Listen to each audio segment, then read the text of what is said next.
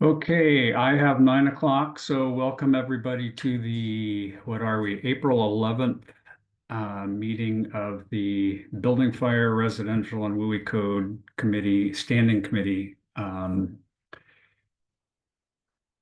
If we can jump to welcome and introductions, Dustin, I'd like to go through and do a roll call and then open it up for anybody who would like to be recognized from the public, and then I've got a couple of comments I want to make before we move to item 2.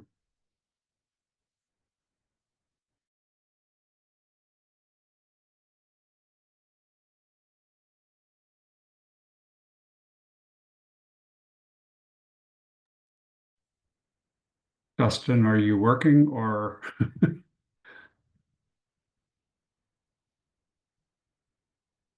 Dustin almost appears to be frozen. I think you're right. Annette, are you able to? Yes, I can do the roll call and then I will message Dustin. Oh, it looks like he Okay, here, but okay. Roger Haringa, I am here. Todd Baber there. Here. Dan Young declined the meeting, wasn't going to be able to make it. Angela Hopp Here. and Katie Sheehan. She was tentative, so, but we do have a quorum with 3.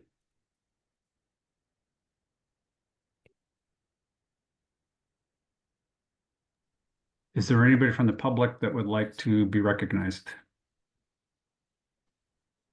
Tim Atterbury, Associated General Contractors of Washington. Thanks, Tim. Patrick? Yes, thank you. This is Patrick Hanks with the Building Industry Association of Washington. Thank you. Ariel? Hi, Ariel Brenner with the New Buildings Institute. Thank you. Sophie? Hi, Sophie Marine with the American Wood Council. Corey? Corey Shaw, Washington Aggregate and Concrete Association. Amy? Amy Lewis with New Buildings Institute. Okay, oh, Tom. Yeah, Tom Handy. I'm on the council, just sitting in. Thank you.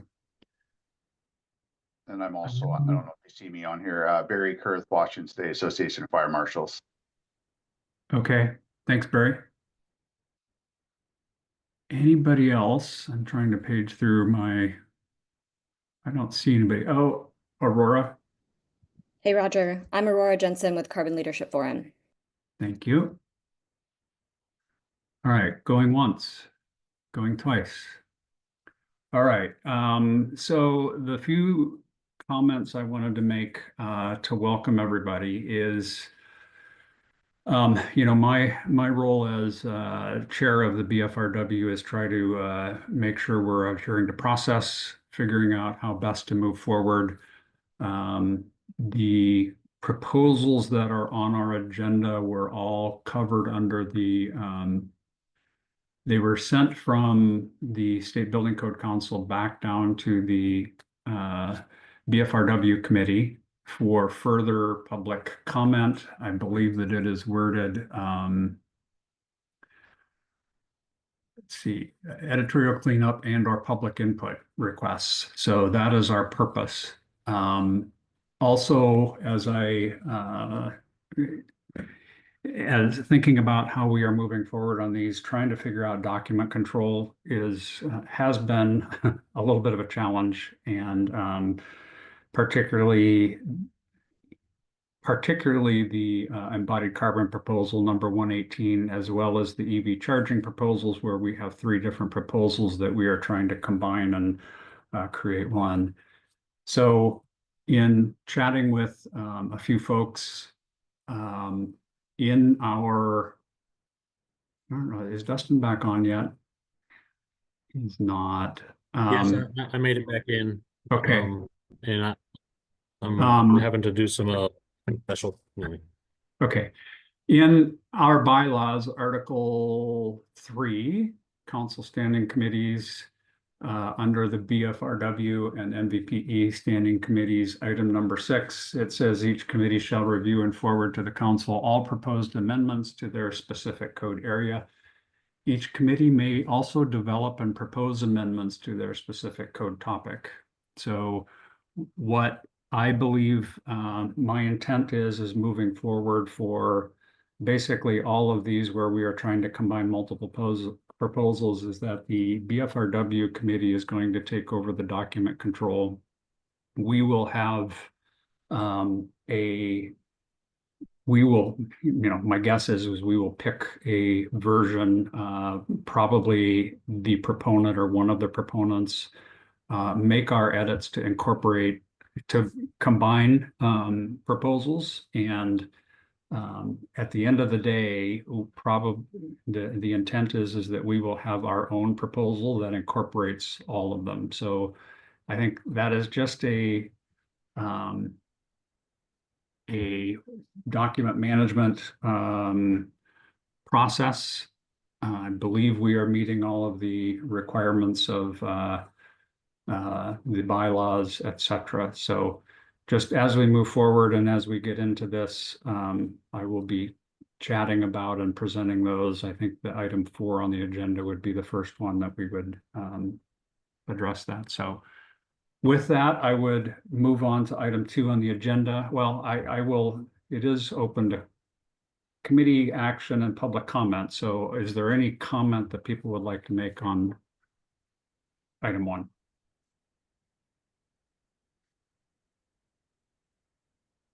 Okay, hearing none. Item 2, review and approve agenda. Could I have a motion to approve the agenda, and then we can have comments or questions if anybody has it? This is Todd. I move to approve. Thanks, Todd. Angela, second. Thanks, Angela. Are there any comments? I'm also going to leave that comment period is, or comments are open to the public. So anybody from the public or the committee that would like to comment on the agenda.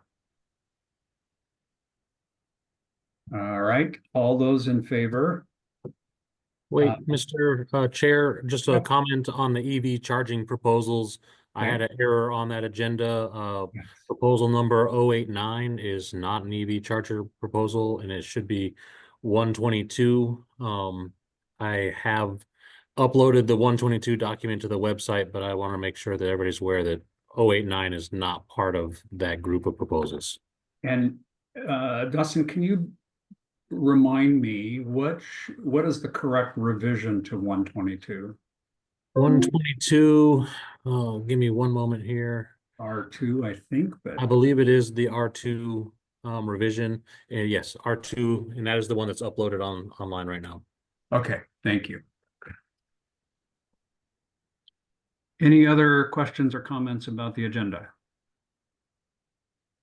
Hearing none, all those in favor say aye. Aye. Aye. Opposed?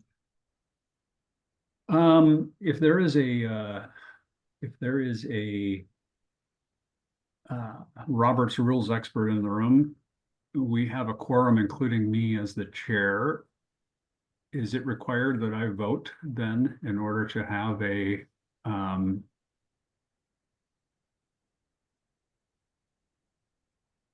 in order to have 3 of the 5 council members on the committee approve it? Katie is here too now.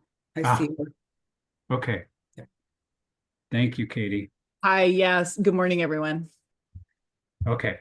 So now we can have 3. As the chairman, I don't normally vote, and I wasn't sure if I had to, just to make sure we dotted the I's and crossed the T's. In the event that there was a split decision, if we had the 4 and there wasn't a majority vote there, then the chair would vote. Yes. Todd? One thing I'll note on the agenda is there's committee action on every item, but committee action might be to table and continue work on one of those. So I just wanted to point that out. Yes. All right. Remind me where we at. We approved the agenda, I believe, correct? Did we do a voice? I don't think we voted that. We just have the motion. Okay, if all those in favor of approving the agenda. Aye. I think. Oh. Okay, I think we got all 3. Moving on to agenda item 3, which is review and approve the minutes of March 14th, 2025. I'll start. I move to approve. Todd. Thanks, Todd. Second. Thank you. I think that was Angela. I would just like to make a comment that I appreciate Todd Bayreuther stepping in to chair the meeting since I was not able to attend. No, thank you. And it was a lengthy, healthy meeting. So, but I think the minutes capture the outline. All right. Dustin, did we walk through those? Did you page down through? Oh, no, I was looking never at had that screen share. I was looking at my copy, so.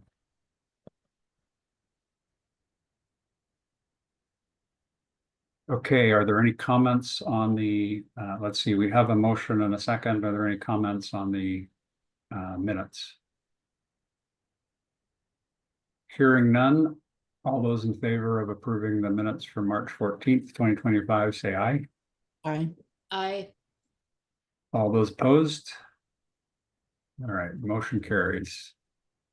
So we are on item 4, which is the embodied carbon proposal, 24 GP 118.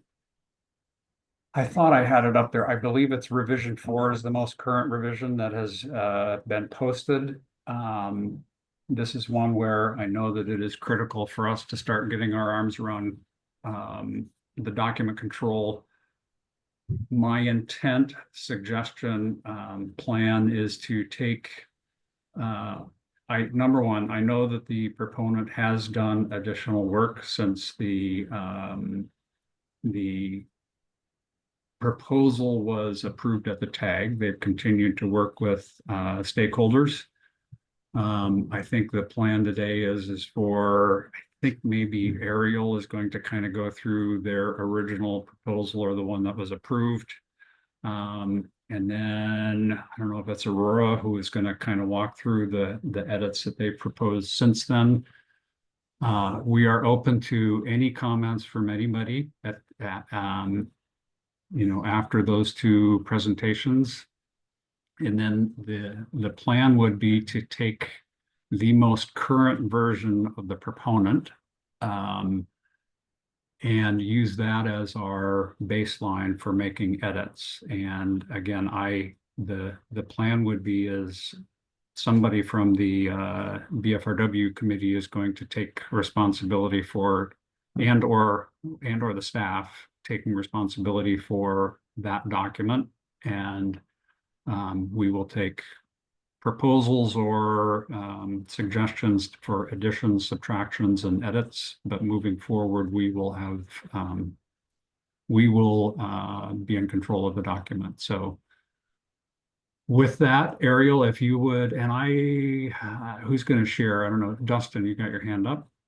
Yes, I'm happy to share. I have the last proposal 118 revision 4 up online. We also have a Carbon Leadership Forum comments document, which proposes some revisions to that most recent revision 4. And then also late yesterday, and I believe also early this morning, I have a couple more documents that came into the inbox. I have them ready to pull up and share, but it might be most beneficial if the person's presenting share. And so, but I'm happy to share if you guys need the assistance. Okay. Todd, Ariel, will you be able to share? Do you have the document up? Yes, I do have it up. I'm happy to share. Okay. Let me. And Todd, you have your hand up. Yeah, I just have a quick comment as we go into this. I've expressed concern in legislative meeting or the executive meeting last week. Just as we go through this, to your point, Roger, these were received on the petition form. That's a good way to organize it. The petition window is not technically open, so we're going to move this over most likely, right, to some other document that won't look like the petition because the council's not being petitioned again.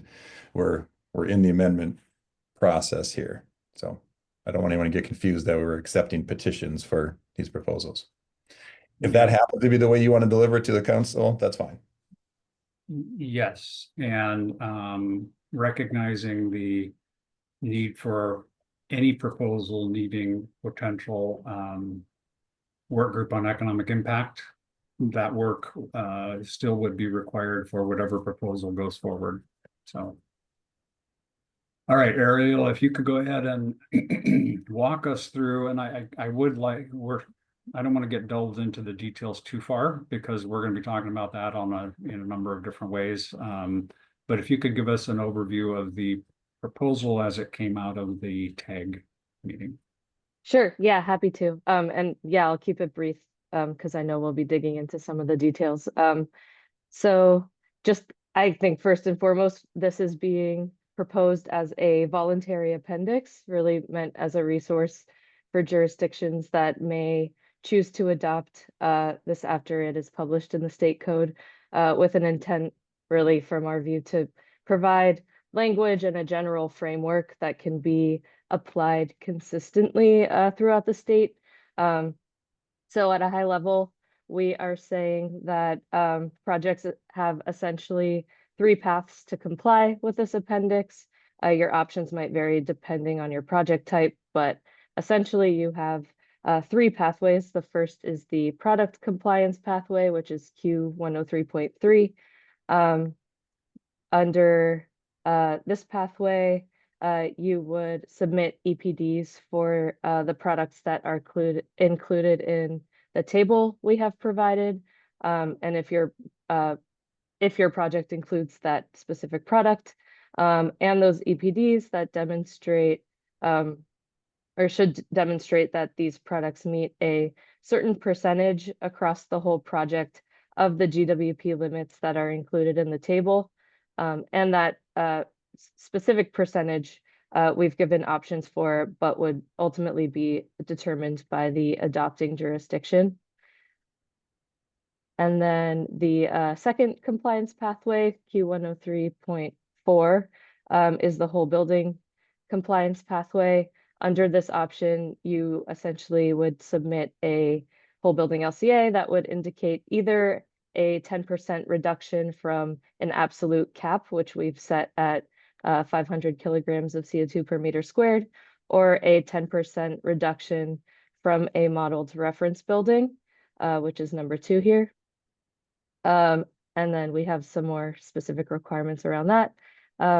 And then the third compliance pathway, which would be the building reuse pathway.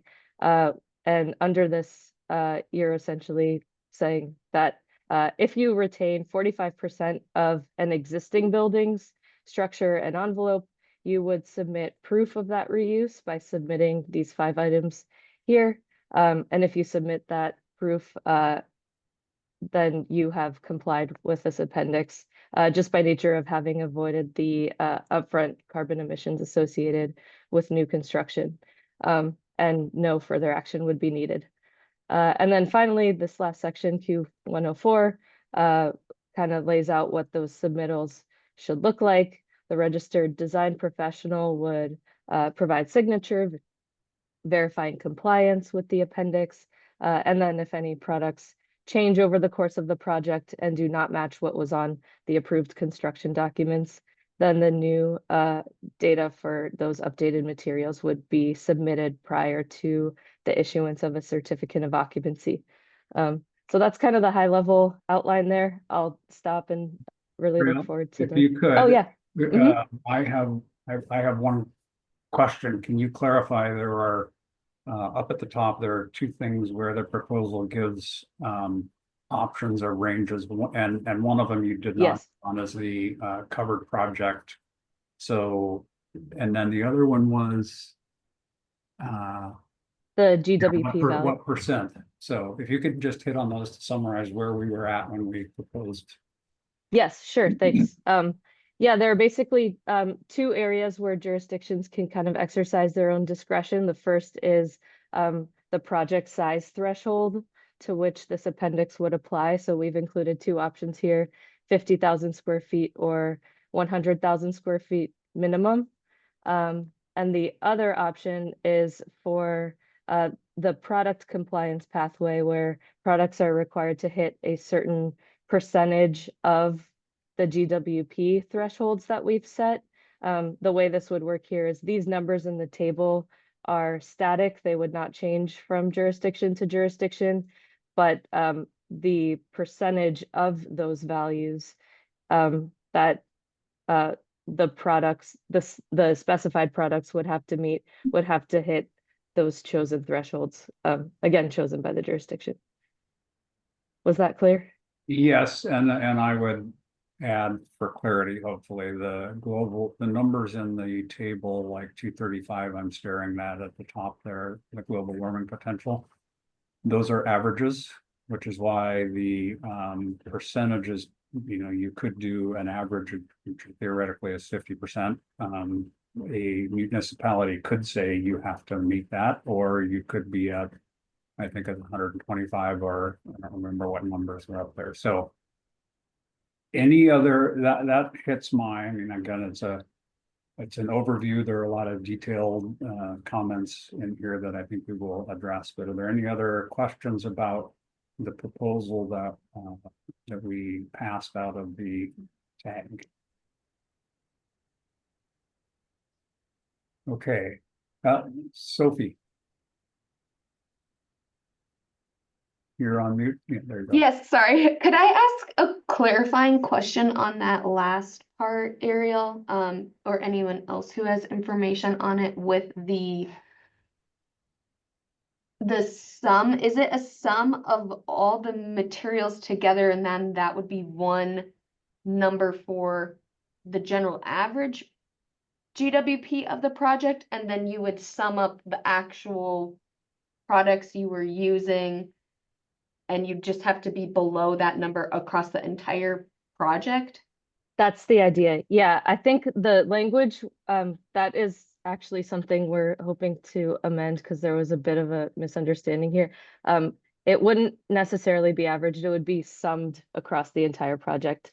I think, so yeah, across all of the added GWP values across the entire project, you would have to hit that percentage. Okay, thank you. So some products could be above the number and some below. So that's the intent. Okay. Any other questions? Okay, then I think let's move to, Todd, go ahead. Yeah, thank you. And I'll get into this later as we kind of go through the questions and comments. Can you speak a little bit about the difference between you're asking to select 100, 120, or 125 on the GWP pathway on the A1 through A3 versus setting a intensity threshold of 500 on the whole building LCA? And where I kind of know, but where did that number come from? The 500, for example. Yeah, that came from, we kind of did a survey of all existing policy, whole building LCA policies that were out there that set absolute caps. The US has very little, except for the Living Building Challenge, which I believe sets it at 500.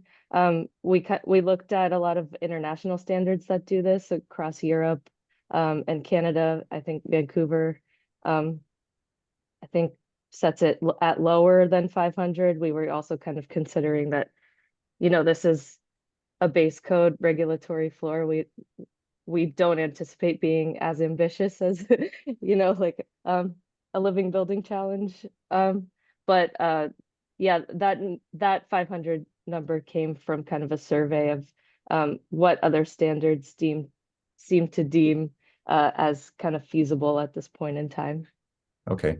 And thank you. And as we kind of get through this, and I'd love to hear comments from everyone on different ways to do this. I've studied a lot on the structural side, the SE 2050, when they do the box and whisker plots and they say, here's the mean or median and here's the 80th percentile or whatever it might be. I'm kind of curious on methodologies that could kind of bring this together in some way to say, here's a very consistent approach to how we would compare to a current baseline or threshold.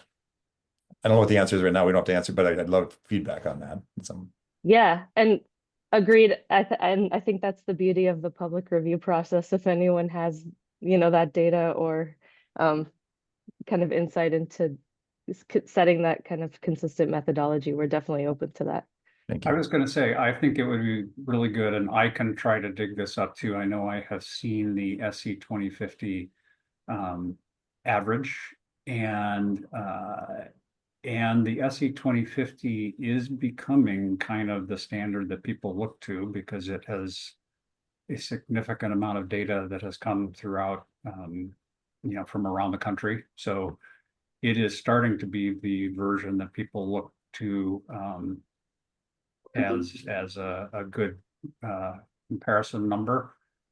I think that it is 380, but I don't remember if that is the mean or the average. So I think that that is a data point that we should consider as we start identifying those numbers. So, And if I may, I agree, and I'm really emphasizing that in their report, it's really understandable with the box and whisker plots and where, as you start to look at correlations of different things or different size buildings and so forth, that you can, it's easier to understand when you're talking about a mean versus a certain percentile. Yeah. Okay, thanks. Any other questions? Okay, I think we've very good summary of kind of our starting point and discussion of at least a couple of the items out there for consideration. So Aurora, I think if you can, I think that you have the current proposal with edits and or comments. Is that how the document that you have? Yes, I do. Okay. Can you see my screen? Yes. Okay, wonderful. All right, so I'll talk through the comments at a high level, and then we can probably similarly talk through questions. Hey everybody, I'm Aurora Jensen. I'm with Carbon Leadership Forum, and I'm speaking on behalf of CLF, as well as my colleague Jordan Palmieri, who has been engaged with this process since it started.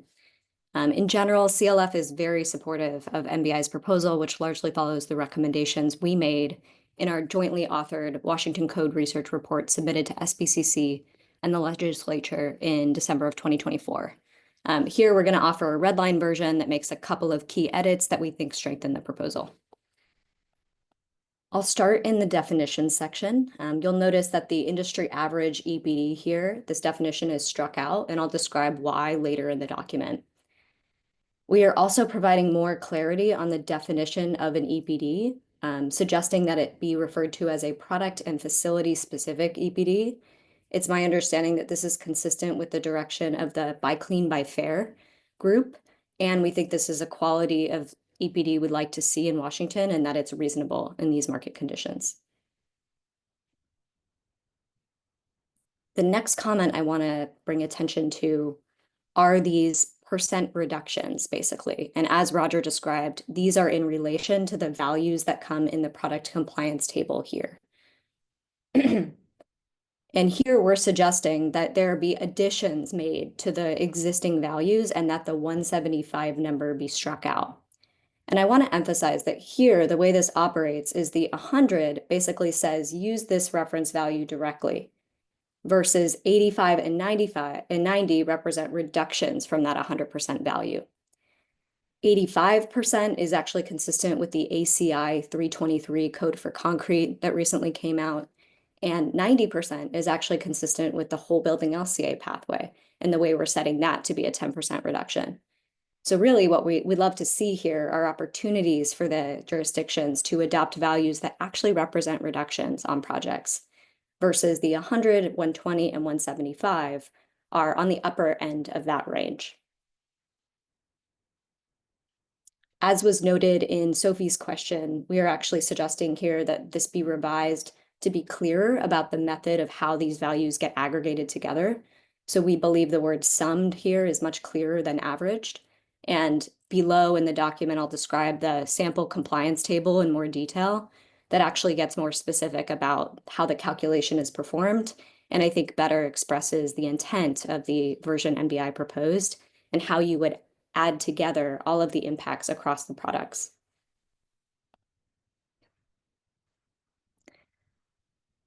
This comment here is striking out the ability to use an industry average EPD when a product-specific EPD is not available under the product compliance pathway.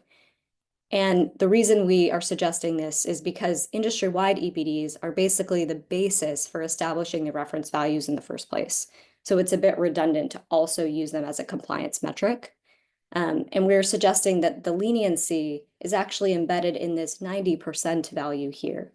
So for example, if you have an individual product on your project that doesn't have an EPD, but it falls in one of the categories below, you can exclude that on the basis that it's less than 90% of the total master volume.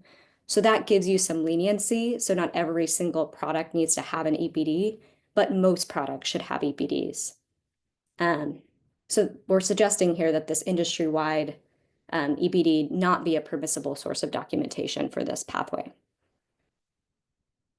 I also think that that's supported by the whole building LCA pathway later in the document that provides an ability to use industry-wide data for a greater share of your building as another option. So lots of flexibility built into this.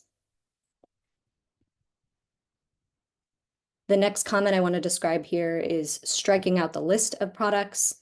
And we see this as just being redundant, essentially, with the table of values that comes below. Could also be updated to be consistent with the table of values below, but we feel like both are not necessarily needed.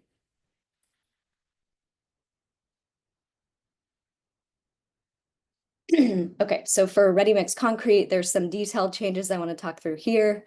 We're reflecting some updates to the ranges that are presented in the table. And this is based on feedback from Cal Portland that Jordan received directly.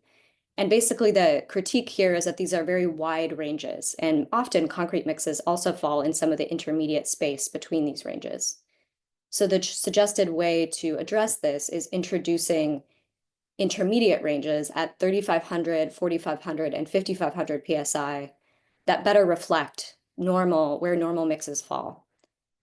In addition to this, we are suggesting indicating specific mixes instead of ranges. And we have added an asterisk at the bottom of the table suggesting that for products that fall in between strength designations, they should round to the nearest applicable product. And we think this gives that additional guidance that's needed for any practitioner to be able to implement this.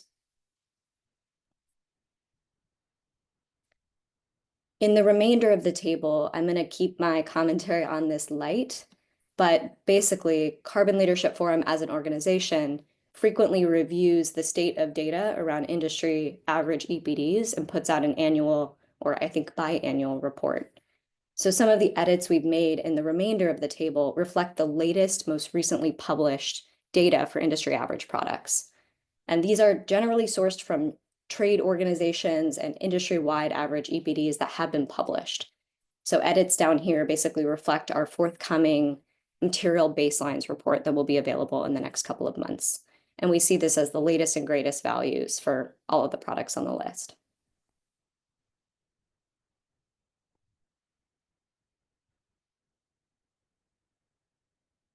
All right, so the last comment in the main body of the document I want to address is adding some guidance around reuse and salvage and biogenic carbon. And both of these are meant to describe more specifically how a modeler should treat instances where materials and salvage materials are being reused on projects, as well as how to account for biogenic carbon. And we think this is fairly critical modeling guidance that's often not described in enough detail for modelers to be able to do this consistently. And including this language in the code will help Washington get more comparable modeling results from different practitioners. The first one allows you to reward basically building reuse that falls less than the threshold Ariel described in the last compliance pathway. So it kind of allows you to reward smaller shares of reuse in the overall project. And then for biogenic carbon, we are suggesting reporting separately. And this is largely based on the state of tools today. They all represent biogenic carbon differently. So it's not comparable necessarily to treat results from different tools the same way. So here we're just suggesting reporting separately, and then any additional rules around biogenic carbon could be considered at a later date. All right, so the last piece I'll walk through is the recommended product compliance pathway form. And this is building on the version that MBI outlined in their original proposal and trying to get more specific about how this calculation actually works. I want to liken this to the way that a financial budget comes together. When you have a total budget you're working with, no individual line needs to fall below a specific value. It's just that the total of all of the individual financial items needs to fall under your total. So to give an example of how this works, you would start by entering the specific project quantity for every individual material. So for example, you'd enter the quantity of 2,500 PSI concrete, and then you would multiply that against the reference value from that previous table in order to estimate the reference GWP total for that line. Then you would look up the GWP value from your product and facility specific EPD and fill that in column F. And your actual GWP would be, again, a multiplication of the quantity and the actual GWP. So now you have columns E and columns G that reflect the reference GWPs and the actual GWPs. And then the idea here is a holistic carbon budget. So you would sum all of column E and all of column G, and the relationship between those two values is what is used to determine compliance. I think that reflects my comments in general that are reflected here. And then the last thing I want to mention before I hand it back over is the discussion around the 500 kilograms of CO2 per meter squared. I'll just mention that Carbon Leadership Forum has recently completed a benchmarking report that includes about 300 buildings in North America that evaluates this very number. You know, what are the total impacts for typical buildings in the US and Canada? And we're going to publish a report from that in the next couple of weeks. That should also provide a basis to consider when setting this value. Thanks so much. Todd, if I may, I have a couple of questions, clarifications.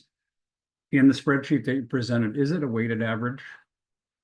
So for instance, if you have 1 cubic yard, or I guess it's in cubic meters of 2,500 PSI and you are 50%, and you have 500 cubic meters of 6,000 PSI concrete and you are,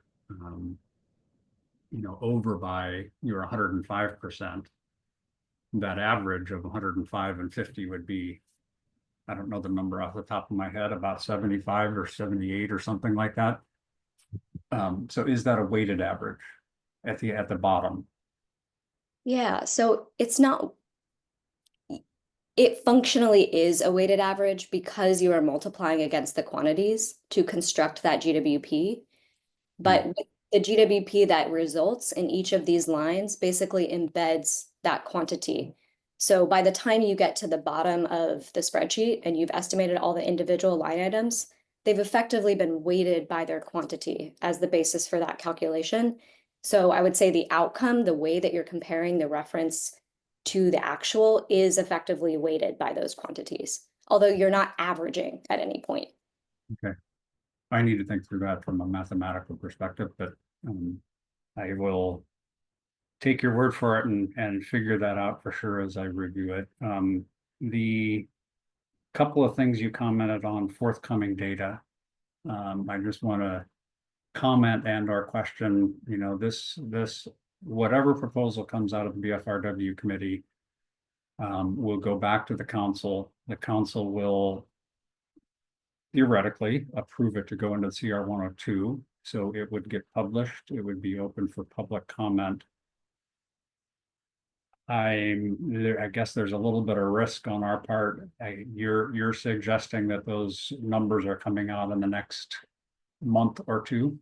I think there were 2 areas that you said you've modified some numbers and based on some data that you folks are putting out. Those will be out in the next couple of months. Yes, so let me clarify. So Okay. the value, the benchmarks report that I described that's estimating whole building totals should be out in the next month. Honestly, it should be out sooner. And that could potentially inform this value here. But in the table itself, I would say this doesn't depend so much on our baseline report coming out because all of these values are publicly available in current industry-wide EPDs. So we're not necessarily creating new information here. We are leveraging this industry-wide data that exists. It just so happens that it will also be kind of comprehensively summarized in the report that we are putting out as well. But this doesn't feel as dependent on any research from CLF. It's just the state of data in the industry. Okay. And finally, before I get to Todd, can you, for everybody in the room or on the Zoom call, discuss biogenic carbon? I will admit, I understand the concept, but I think it would be good to clarify for everybody, biogenic carbon is specific to wood. So if you could just clarify that for everybody. Sure. So biogenic carbon is a term that is used to describe the uptake of carbon dioxide from the atmosphere into physical wood products. It's typically called biogenic carbon storage. This term can also be used to describe the flows of carbon in and out of ecosystems. So carbon that's drawn down into wood products when they grow, or released from those products if they are burned at end of life. And that really backs up why we're suggesting here that it be reported separately, because different tools that are commonly used in the whole building LCA landscape treat biogenic carbon differently. So for example, a tool like Tally uses flows, which means they're describing carbon that's being taken up in the product and then released. And that is different from how a tool like One-Click LCA is just reporting the physical carbon that is stored in the matter of the wood. So like Roger said, this is only really relevant to wood products or other products of an agricultural basis. And really our recommendation here is only to report separately because of these inconsistencies in the landscape that prevent us from being able to treat it equally across different tools. And your edit is requiring people to be separate, so people can't hide one way or the other, either use it or not use it, correct? Yes, I think in a later, in continued rulemaking that might happen after this code, you could describe, what exactly one might do with that term that's reported separately. But we think the solid basis to begin from is to report separately in the first place. And then, additional rulemaking could deal with whether or not that could be treated as a reduction in different cases. Okay. Todd, go ahead. Okay, thank you, Aurora. So this might get a little wonky, but I'm going to try to frame this so we can try to trigger certain comments and conversations today, which would be really helpful. So high level, this is proposing a three-prong approach. And we know that the three-prong approach, probably has origins in Cal Green and so forth 10 years ago. The product category was really 10 years ago, trying to push manufacturers along to develop EPDs.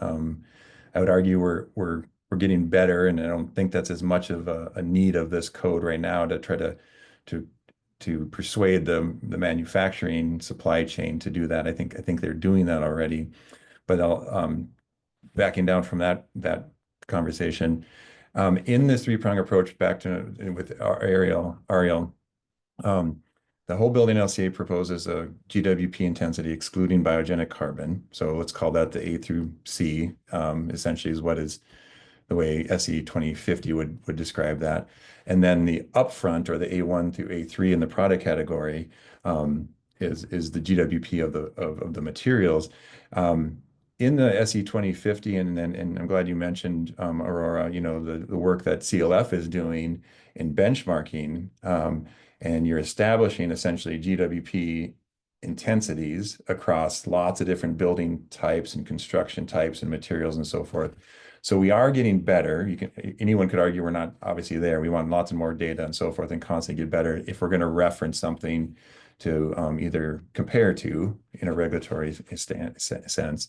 So we could do it the way it's proposed now, but where I'm trying to go with this is I've been thinking a lot lately on how local jurisdictions are going to adopt this. Because what we're proposing is a voluntary appendix that has to be adopted likely by a city council by ordinance. And so if we kind of go down that thought journey, and I'll use Spokane as an example because I know it best. This would exist in a certain section of their municipal code. Anything in that section in Spokane technically has to go through the plan commission to get up to the city council. It's different in different cities. There's a bypass in Spokane because this is in the building, the building code, that it wouldn't necessarily have to go through that process, but that would be the designated public process to tee it up for the council. One of the reasons we would do this is put in an appendix rather than just letting the city do this on their own, is that in state of Washington, if it's related to residential, if a city proposes an amendment to the building code, it would have to pass back through the state building code for approval. If it's related to residential, I won't go into the nuances of that, but that's one of the reasons we're pre-packaging that. If it's sitting in the appendix, they can simply adopt it as is. Doesn't mean they couldn't adopt something else and then perhaps trigger and come back to the council. So there's a lot of flexibility there. And in that spirit, I'm wondering if there's a way where we could propose these as one example they could adopt, but more importantly, we're establishing a consistent methodology so they can adopt and or reference more current data, because we only get to touch this every perhaps 3 years in normal rulemaking cycle. A city could quickly pivot and adopt the latest and greatest, benchmarks as they improve, right? So I don't know what the answer is there, and I just hope people listening that are experts in this area can maybe propose something either verbally today or in writing.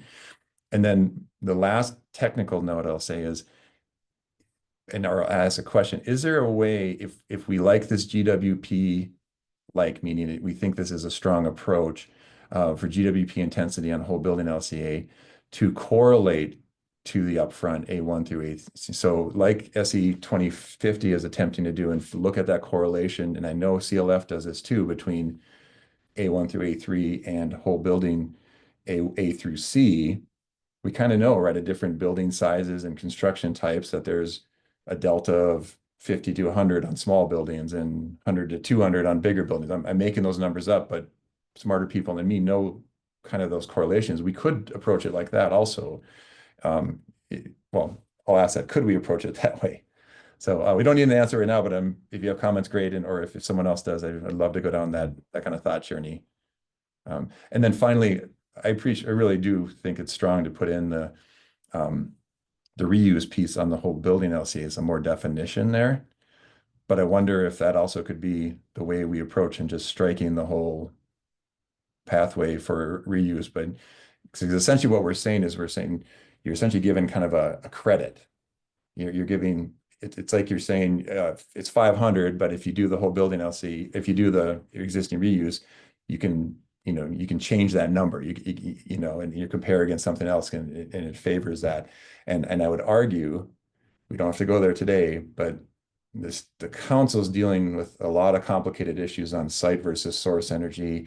We've made a determination that we're going to stick our energy code. We're going to stay the path on site-based energy. And so what that means is we're not getting credit for the high level of energy efficiency we are required to do in this state. There's nowhere to account for that benefit of operational energy. So I do have concerns where we don't have B6 or B7 in there.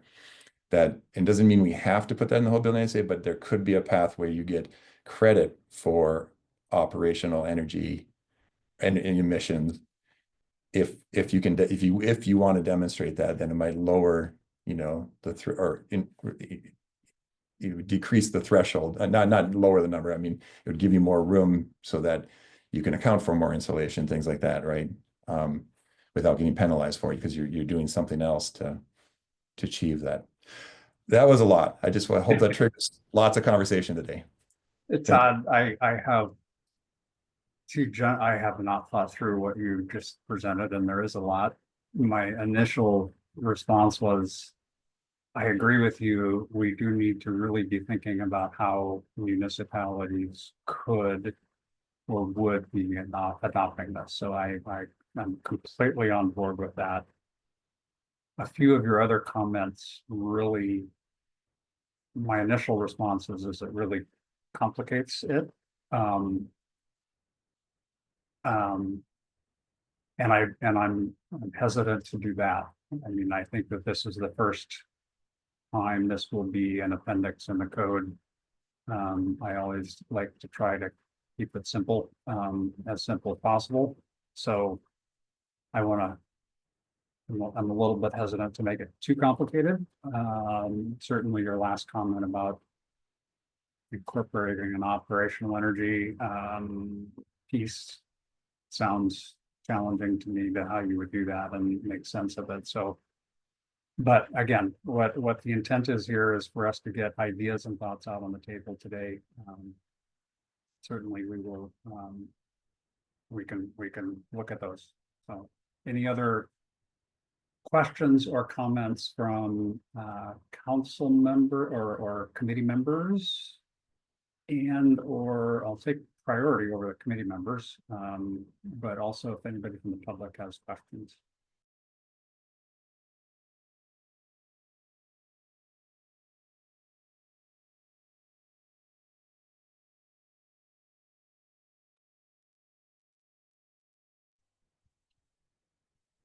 A quick question.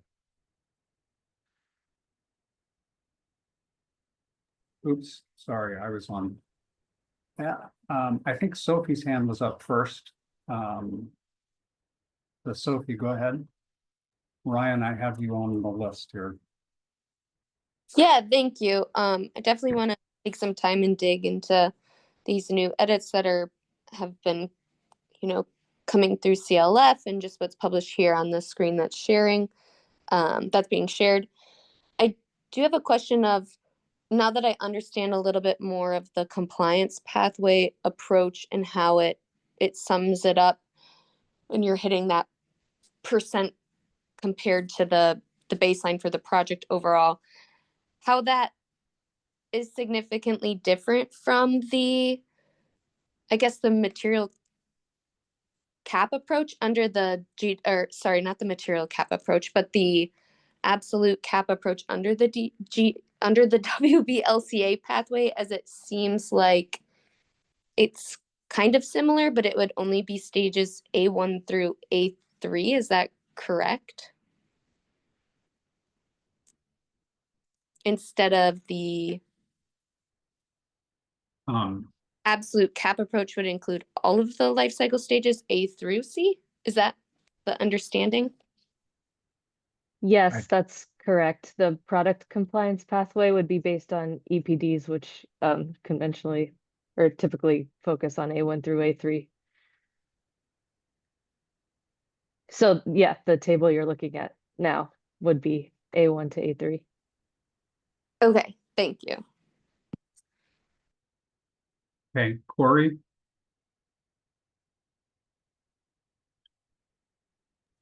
Thanks, Roger, and Ariel, and I can't remember the other lady who presented. Sorry, CLF. I do appreciate the comments and the opportunity to provide some comment today. I did submit some substantial comment in writing, and I don't think I need to share it on the screen because I'm going to just kind of generally go over it. I think we could address some of the concerns we heard about the data that's not in yet, and challenges with how local jurisdictions are going to adopt this. We have spent a lot of time as an industry looking at this and examining how it works in other countries and other states, because we are in those places doing this work, and industry does have their own carbon reduction goals, and we've published those. There is a working group that Washington currently has that is working on EPDs and product procurement issues and challenges. And we feel that this proposal would be a great tool for them to work on through that process with the 1282 working group. And we feel that for multiple reasons. I think Todd kind of brought up a couple of concerns with how the local jurisdictions are going to adopt this, how it's going to be implemented. And the structure with the SBCC does prohibit some fluidity and some ability to react to market changes, material changes, innovations. And I think that this is a procurement issue, and it would be better housed in the Commerce Working Group, where the groups can work together and pivot quickly and bring in innovative ideas. We feel, one, that working group is working on some of the problems that this document still has. We feel like there'd be better answers out of that working group. And we also just feel that this is an overburden to the State Building Code and the State Building Code Council, and that it's out of the authority of the State Building Code Council because the legislative directive was tied to the proposal that was submitted in December of 2024. And we don't feel like there's any lane for embodied carbon within health and safety and the State Building Code Council at this time. And the legislation that would have allowed for that failed to pass this session. So we feel like legislature is really leaning heavily on that working group with Commerce to look at these issues and have these conversations. And I really feel like that's a better spot for these conversations to be taking place. With that being said, we are committed to working through this discussion, and we would be happy to continue to participate, although we object to it being housed in this lane. That's all I'm going to say. Thank you. Thanks, Corey. And I would like to make sure we have all of your comments. I think I remember it from the building code tag, but somewhere integrating your comments is very important. So I will ask for if you and or Dustin can kind of confirm and make sure we have your most recent comments. Yeah, I sent them to Dustin and Todd because I was unaware that, Roger, you were the chair. Sorry, I didn't see the agenda ahead of time. So I can get them to you. And then we also, since we're just now looking at what CLF and NBI has brought forward for these, we have all of those comments too, but I didn't want to dive into the weeds because we hadn't had a chance to know which document's going to be moving forward, and we feel like it needs to be in a different lane. So I will provide all of that to you.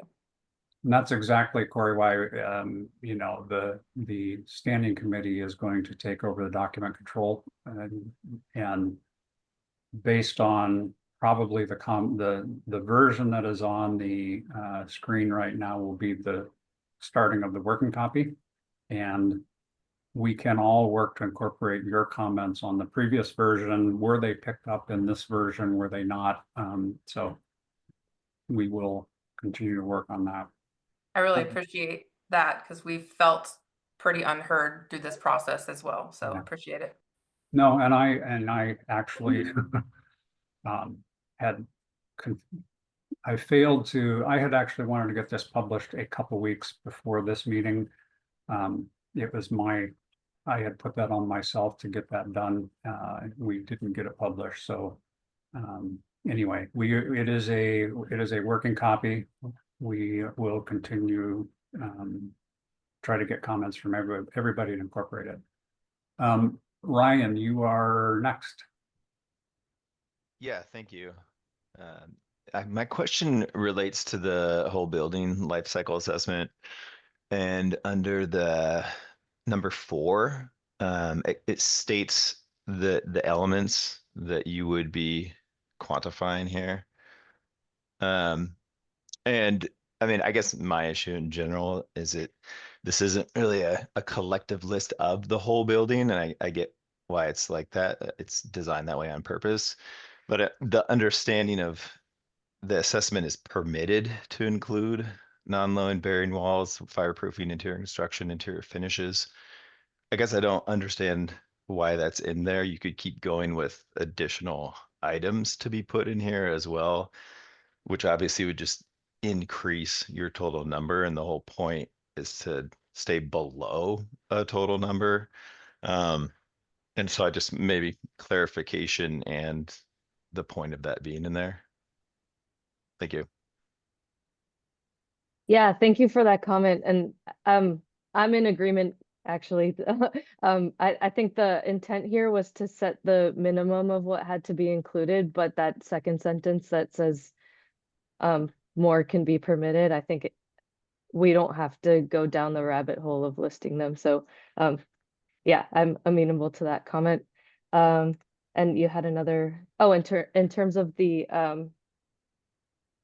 the number being increased, I maybe it's worth including kind of a provision or a note here that, yeah, between the baseline assessment and the proposed assessment, all that shall be included, are what you have kind of the data for, something along those lines. I don't know if that answers that second part of your question. Yeah, thanks. I think it does. It's just the point is to be below said number, whatever it is, 500 or percentage decrease or wherever you land on. So no one's ever gonna add more information to raise it.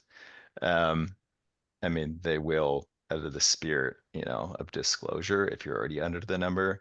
But as this evolves, I see, as MEP 2040 and it releases more of those GWPs to actually make it a whole building life cycle assessment, like true to the nature of it, those numbers will balloon up way higher. So it just seems not necessary to put the additional items in there if they're not included. Yeah, thanks for that comment. I think the original thinking in writing this was really in reference to the baseline approach. There are kind of two options under this whole building.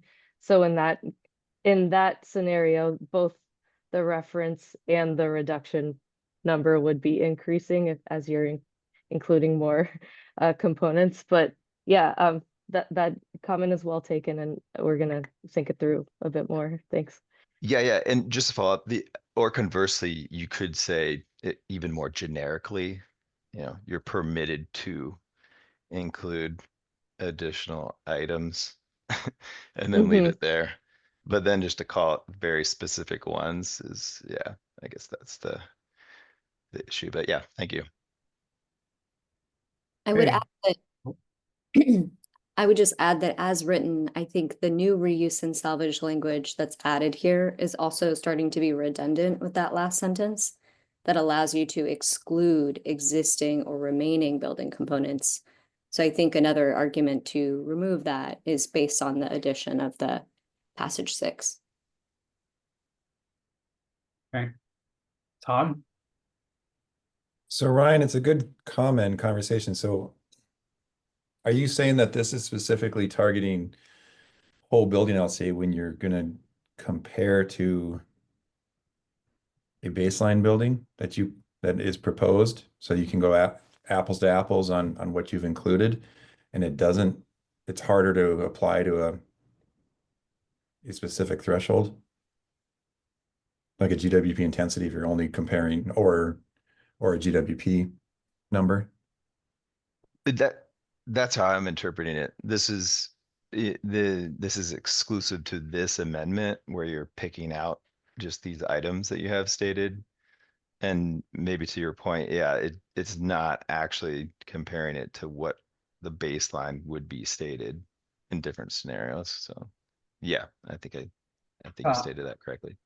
Todd, I would, and I have to read through, it's been a while, but my assumption is if you are going to compare it to the 500 number, you would only do the minimum required in the first sentence there, I think.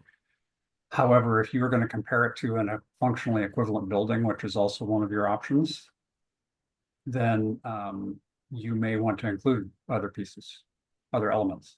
And I think that you want to allow for both of those. So I don't know exactly,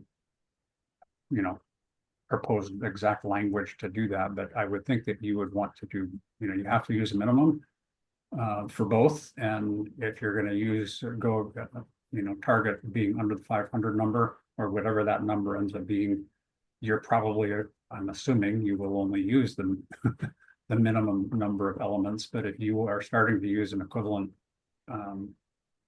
comparing to a functionally equivalent building, you may want to take advantage of how your building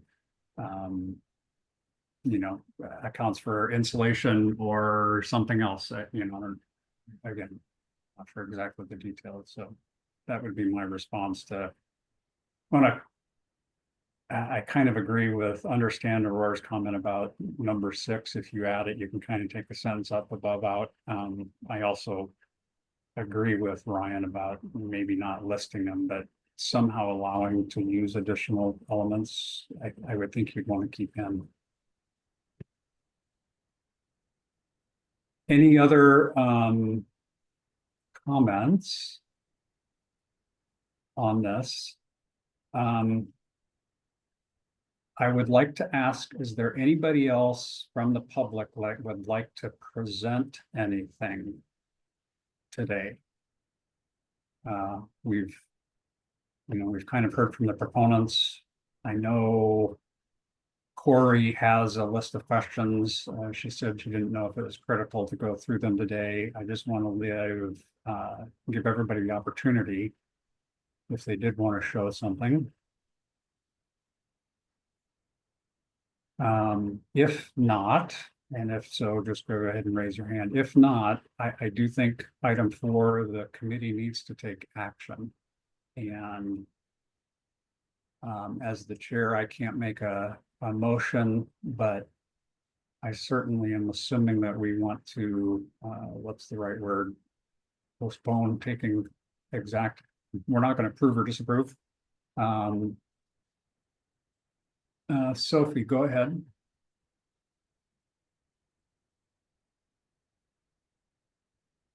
I think we're having audio. Oh. Sorry, I was having an audio challenge. I just wanted to know before action is taken, what timeline and next steps may look like when you would like to receive substantial written comments on what's been proposed today, because I would love to provide that. Thank you. And Todd, your hands up. I think what I would like to finish, what my thought is we would take an action to publish this most recent version and do that, Dustin, as quick as we can, get it up on the website. So in the next, ask you about when we could do that. And then all comments would be, we would like to get comments submitted, or and we can talk about process for that, but basically give everybody up until the next meeting to get your comments in. The next meeting is currently 1 month out, and I think we need to ponder whether we have time. We do have a deadline. I think we need to be done by July.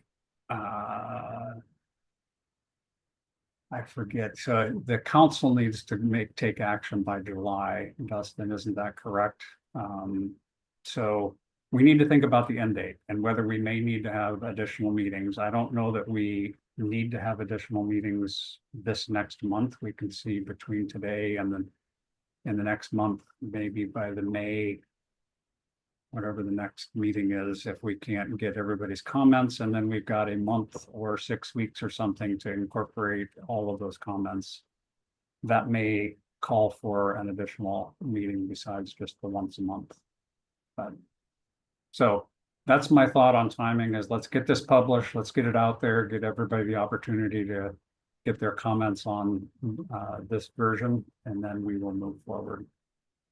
Is this a time to make, are you gonna have a public comment portion today, or can we just voice? The public comment is now. Yes. Okay. Yeah. All right. May I speak? Yes, go ahead. Okay. Tim Atterbury, Associated General Contractors of Washington. I just wanted to speak for the late, great Craig Holt, who passed away recently. Was served on the State Building Code Council with you folks. I'm sure you remember him as a thoughtful person. Interestingly enough, Craig's firm, Anderson Construction, did an EPD project for the University of Washington. Their firm was willing to sort of be the guinea pig. I don't know if they were naive or needed the work, but they did an EPD project, and I got a chance to talk to Craig a lot about that over the past few years. So I wanted to kind of speak on Craig's behalf, I guess, today. He would, if he was here with us, he would be waving his arms saying, "Stop, don't do it." I tried this. It was horrific for his firm. Just the paperwork, the staff time, completely onerous. Craig attached some numbers to it, and I'll try and find some old emails from Craig where he put numbers on it as far as the paperwork and staff time. But if Craig was here, he'd be waving his arms and say, "Stop! I tried this." He even drove to Olympia and testified against it using his past experience. So I just want to put that out there. And I guess the question for proponents is, does that concern you that we have a contractor who tried this here in the state of Washington, was willing to be the guinea pig, and did not like his experience? The costs were huge for the University of Washington, huge for Anderson Construction, and it was just primarily staff time and paperwork, and just a construction company learning how to do this. That takes time and effort, and so I just want to put that out there if that concerns proponents. Corey, your hand was up, but I saw Amy put her hand up, and maybe in response or answer the questions about Tim. Yeah, I was raising my hand to respond to Tim, so I could do that now or Yes. wait. Go ahead. Okay. Sorry, there's background noise. Yeah, I did want to respond. Tim, your concerns are familiar to us. They're familiar to me from years of experience in the state of California, where we have requirements like this in place.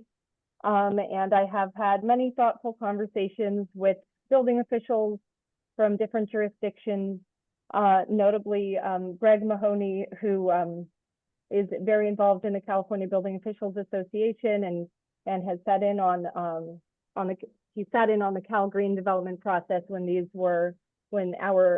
California's embodied carbon requirements were being drafted. And he raised concerns about the workflow process for jurisdictions, including how to process forms requiring signatures and how that could cause delays. He raised concerns about training and capacity for staff. But overall, I would say that there's room to work together to say, how do we make this enforceable? How do we lay out the requirements clearly and in a way that does not place undue burden on building department staff? And that in good faith, it is workable, it's enforceable, and shouldn't place undue burden on building department staff or design teams. But I'm happy to discuss it further. Yeah, I just to respond, I think the worry is big picture, that on public projects at least, but maybe also private, that some bidders would shy away from doing an EPD project. You know, an entity like the University of Washington or the state of Washington or any small jurisdiction, they want as many bidders as possible on their projects. And if they see EPD stuck on a project, it could cause them to look elsewhere for work. And so I just think anytime the burden is so onerous that it could cause bidders to shy away, I think we all lose. Okay. Corey, your hand is up if you'd like to chat. Yeah, I have one question and a comment. I wanted to say that the city of Seattle is currently looking at a green building code, and our analysis on that is that it's going to create a bifurcated market where it's going to eliminate 50% of the industry wanting to participate or being able to participate to meet those standards. And that reflects back to the work that the 1282 working group is doing and looking at what these sorts of pathways are going to do for local jurisdictions and the entities that operate within them, as far as being able to meet the standard and or healthy or compete in a healthy materials market. So that was one comment I wanted to make. The other comment is Cal Green and other states like Oregon and City of Portland have adopted some of these similar things in a procurement lane and not a building code lane. And then I also had a question on, to piggyback on Tim's impact to business, is what this code or this committee thinks the timeline will be for doing a proper and thorough economic impact on this, and if we can meet that within the July timeline. That's my other question. Thank you.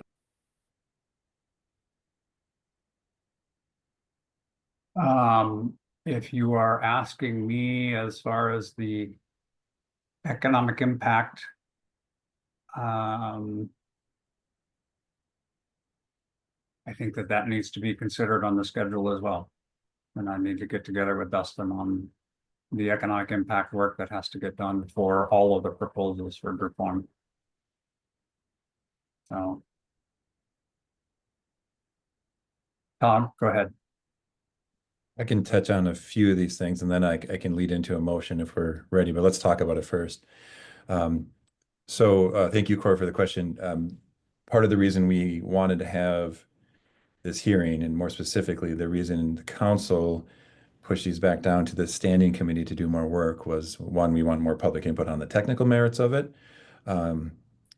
Two, we want input on the economic impact so that we can lead into our work group on economic impact and small business analysis. So that is also what we're seeking here, not just specific code language, but the economic information, and then that I think worked well on EV chargers. We had deep discussions last month on the EV chargers, had a lot of people reach out and kind of give real numbers, and that was helpful. That's kind of what we needed to formulate the next round of the code language that we can then get more feedback on. So please submit that also.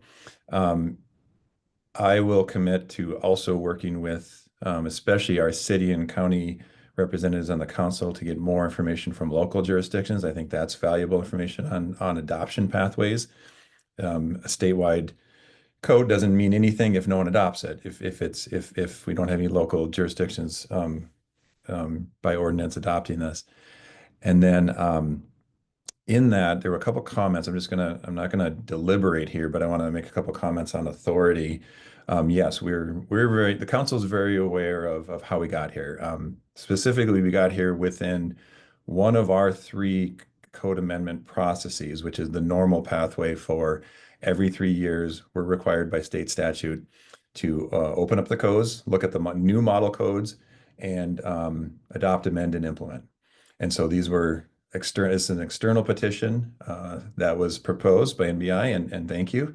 That's why we're giving this proper consideration and having this public process. That's part of our role as the council, is to conduct the public process for the state. So here we are, and it doesn't mean, well, I'll leave it there. So that's what we're doing, and in this, I see a comment. I mean, Jessica, if you would like to comment on anything I just said there before I actually kind of get into the actual motion, there'll still be time after that, but if you'd like to comment on that. Sure. Yeah. Can you hear me? Yeah.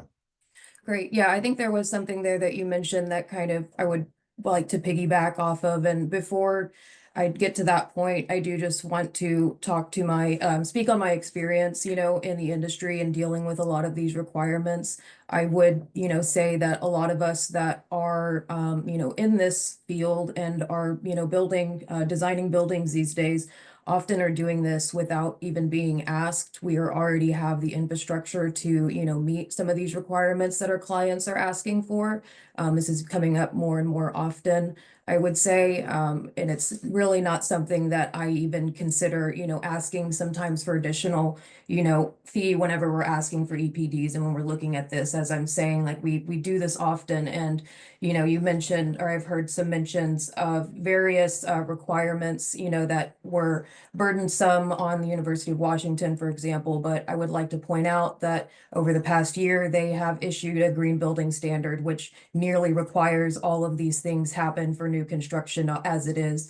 There are several jurisdictions that have required, that have LEED focused policy requirements based on what you build. And looking ahead to LEED version 5, a lot of these things, again, will be required for those types of construction. So it's very important to understand that although, you know, these experiences are real that happened, you know, very recently, looking ahead, there are things that are going to push us down this path, even if it isn't in the code. And so I think that it's important to have this guidance and to have this, you know, be something that, you know, designers can, you know, look to and model after, especially even if that jurisdiction doesn't adopt it. I would highly recommend that the jurisdictions, you know, take that responsibility of looking and seeing what is really feasible for their area. Because like I mentioned, several jurisdictions have LEED policies.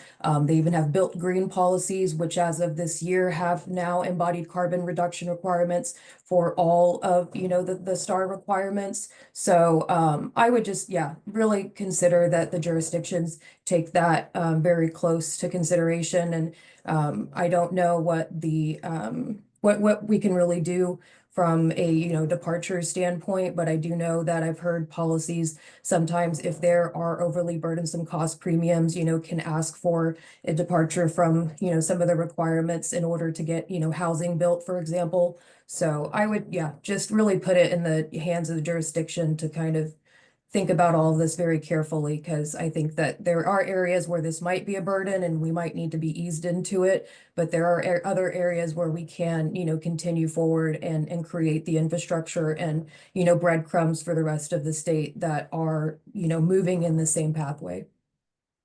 Thank you. Thank you, Jessica. Okay, so I'll build into a motion here, Chair. But I'll conclude by saying we are under our current authority, and I would argue statutory responsibility to consider this external petition. So we're being very careful and thoughtful to remain in the technical realm and not get into the political realm. We are not a political body, we are a technical body. That said, we're also very aware of potential legislative mandates. The existing one, which is Buy Clean, Buy Fair from 2023, we're very familiar, and we've reviewed this again, going back to then the competing whole building LCA proposal that was in 2023 that was given at the same time as Buy Clean, Buy Fair. That was not successful. We're very aware of the bill this year that was proposed. It's very similar to this language that would have given the legislative mandate to go do this and actually incorporate it right in the building code.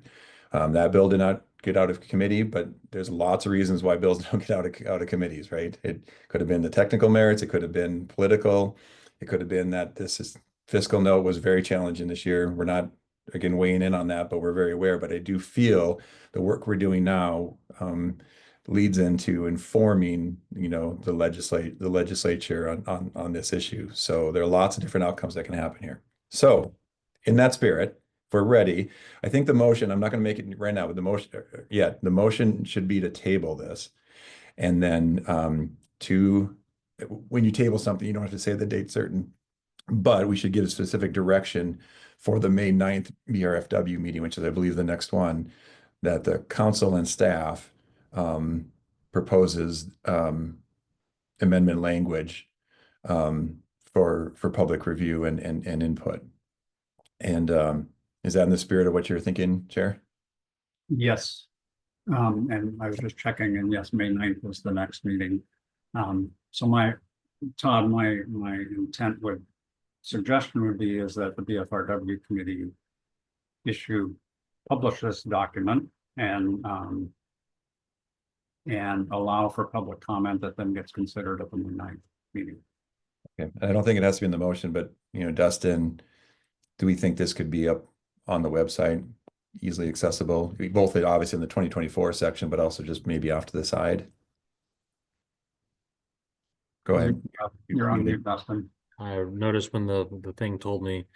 But yeah, we can create another landing page for embodied carbon stuff, and I believe we will post links to it within the 2024 rulemaking page within the International Building Code, existing building code drop down menu there. Since this is targeted for that code, I'll put a link to the embodied carbon page there, and we can consider some other locations to advertise the link as well. Thank you, Dustin. Okay. If everyone's in agreement, then I move to table this item and direct the BFRW committee to propose specific amendment language for public review. Okay, do I have a second? Second. Thank you, Angela. Any other comments on the motion? Hearing none, all those in favor say aye. Aye. Aye. Did I hear two or did I hear three?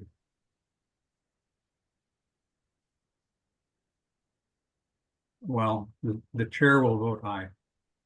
So we have 3 positive votes. Okay, we are at 10:25. We are about halfway through our time allotted. I'm going to suggest we take a 5-minute break. Come back at 10:30 and jump into agenda item number 5, the stairway pressurization proposal. Todd, I'm going to lean on you a little bit on 5 and 6, just about where we left those at the last meeting and the action moving forward. But if we can take a break until 10:30. Okay.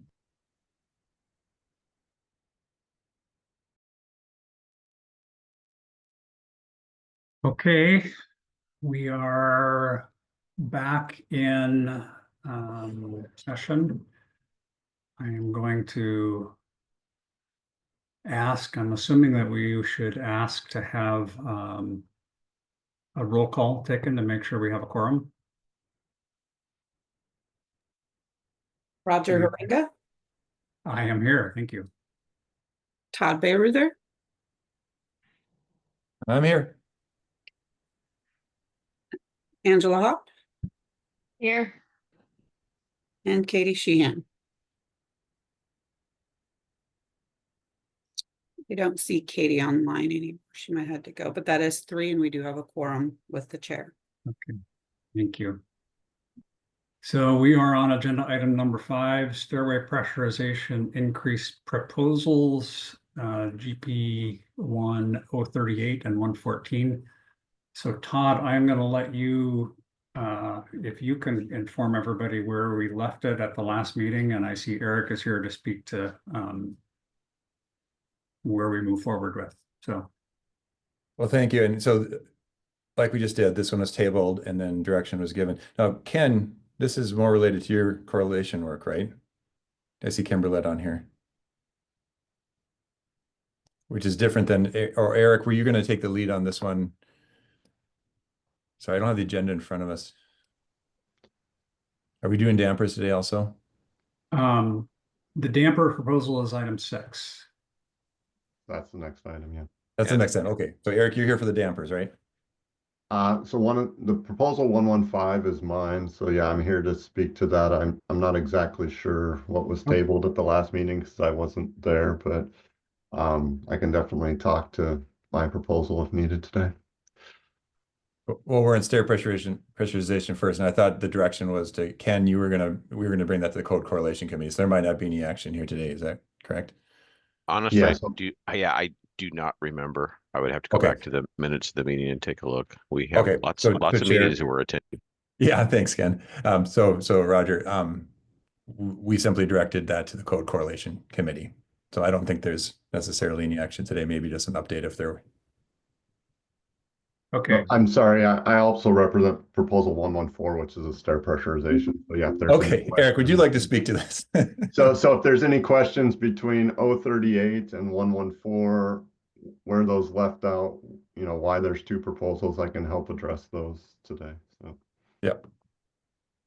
If you can, Eric, similar to the embodied carbon, I think some folks, well, if you could give us an overview. I had understood that those 2 were almost identical. Like you're gonna, if 114 goes, then 038 wouldn't.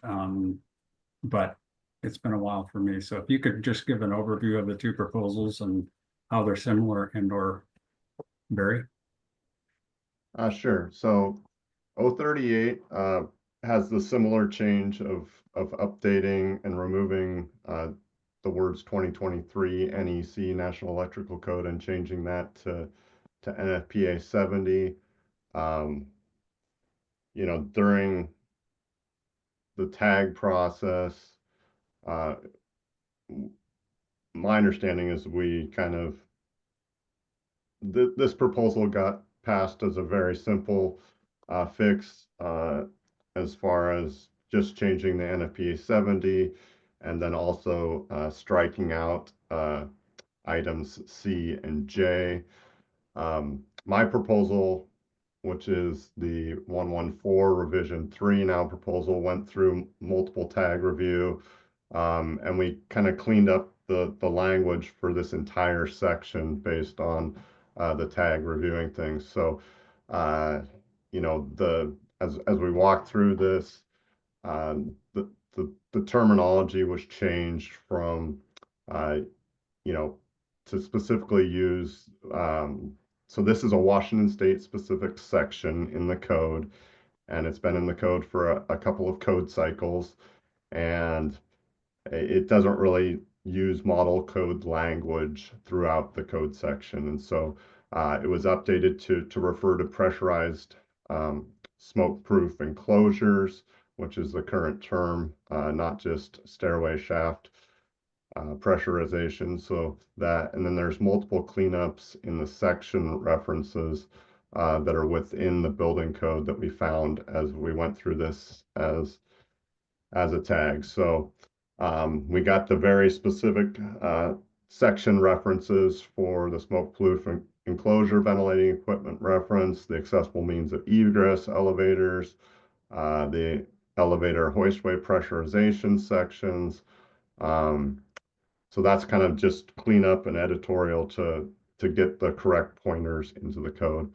And then the tag wanted to work through more generic language in the reference to the NFPA 70.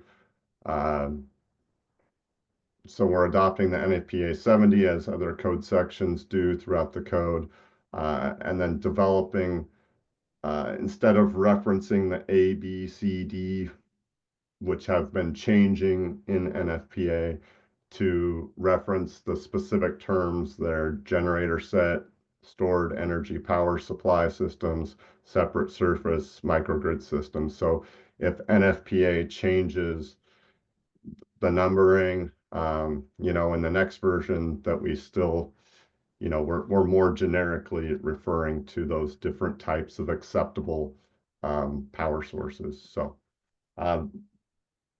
that's my, I guess, recap of the process to date as I understand it. And again, so I can be reminded, Dustin, the correlation committee that has been formalized, correct? And who all is on that? The chairs of the tags and the chairs of the committees. Okay. And so there is a meeting, there is or will be a meeting moving forward where we can consider 114. Hey, Chair. Yes. Now that we have this in front of us, and thank you, Eric, I was getting confused on the correlation that Ken was going to, we're going to bring the correlation that actually was going across codes. I don't think this one, okay, Eric, correct me if I'm wrong, it needs correlation. This was simply try to bring these two petitions together. And the last motion was to table this and then allow Eric and Micah, I think we designated because he was on the call, to maybe bring this together. But Eric, if you think, you know, you're able to just bring this together into one amendment language that we can consider and recommend, that could be a pathway. So yeah, my just recommendation would be to not move forward 038 because there are multiple items that are wrong, you know, incorrect section references and other things, and to move forward with my proposal 114 that went through several rounds of review to correct all these section references and essentially provides the same editorial corrections in the final sentence there. So, and I would say that that's what I would recall from everything. So the last BFRW, this one was agenda item number 5. The motion made was to table till this meeting because the proponents of these proposals weren't in attendance at the meeting, and that we were to take revisions if they came in. I didn't receive any revisions on these proposals in that time. And that is my recollection is we need to reduce this down to one proposal to move forward towards CR 102. Chair? Yes, go ahead, Todd. So I think that sounds consistent, and if there is an opposition, then I won't make the motion right now. That could be the motion is to technically deny what's the petition on the left there, Dustin?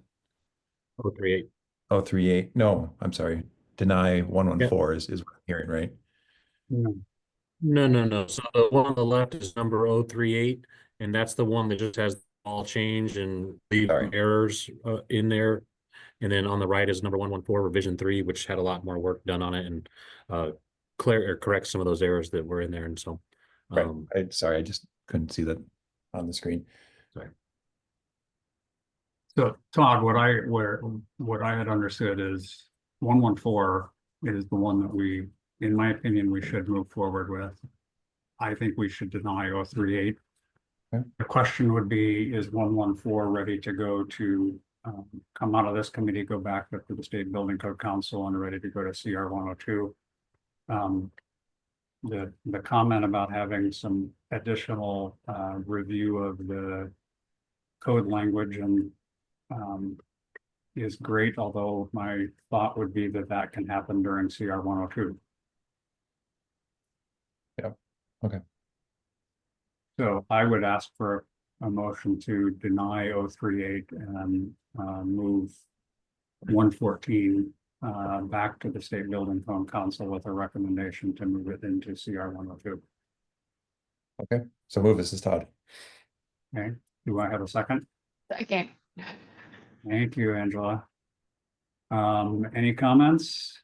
I guess I will open it up for other public comments too. It is, we have a motion on the floor, and I try to do public comments before a motion's on the floor, but I'll be a rebel here for this agenda item. Ken, go ahead. Hey, Eric, in Micah's proposal, it looks like it scratched option, he says option C, and yours includes option C. Am I reading that right? Okay, let's see. So option C is, yeah, no longer an option in the 2023 NEC. So item C, I'll call it item C now, is about supply duration. And so really all these systems have to meet the supply duration requirements. Dustin, if you're able to go to page, can't see let's see, page 8 of 12 of the, so what I did as part of this process, Ken, was develop this table of the 2017, 2020, and 23 NEC. Oh, you're right, it's not part of that. I can share my screen if we want to Yeah, look I'll at go ahead and let you do that.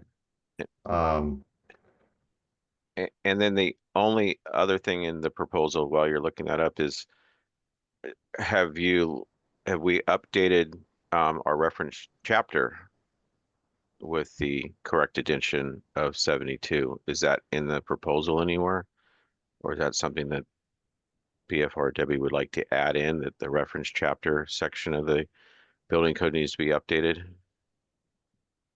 Yeah, so let me address the first question. Okay. Yeah, so you can see here that item C is now about supply duration. So that's why we're requiring that item to be referenced.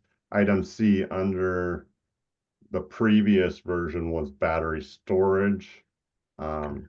And so that's part of our reason to go to these generic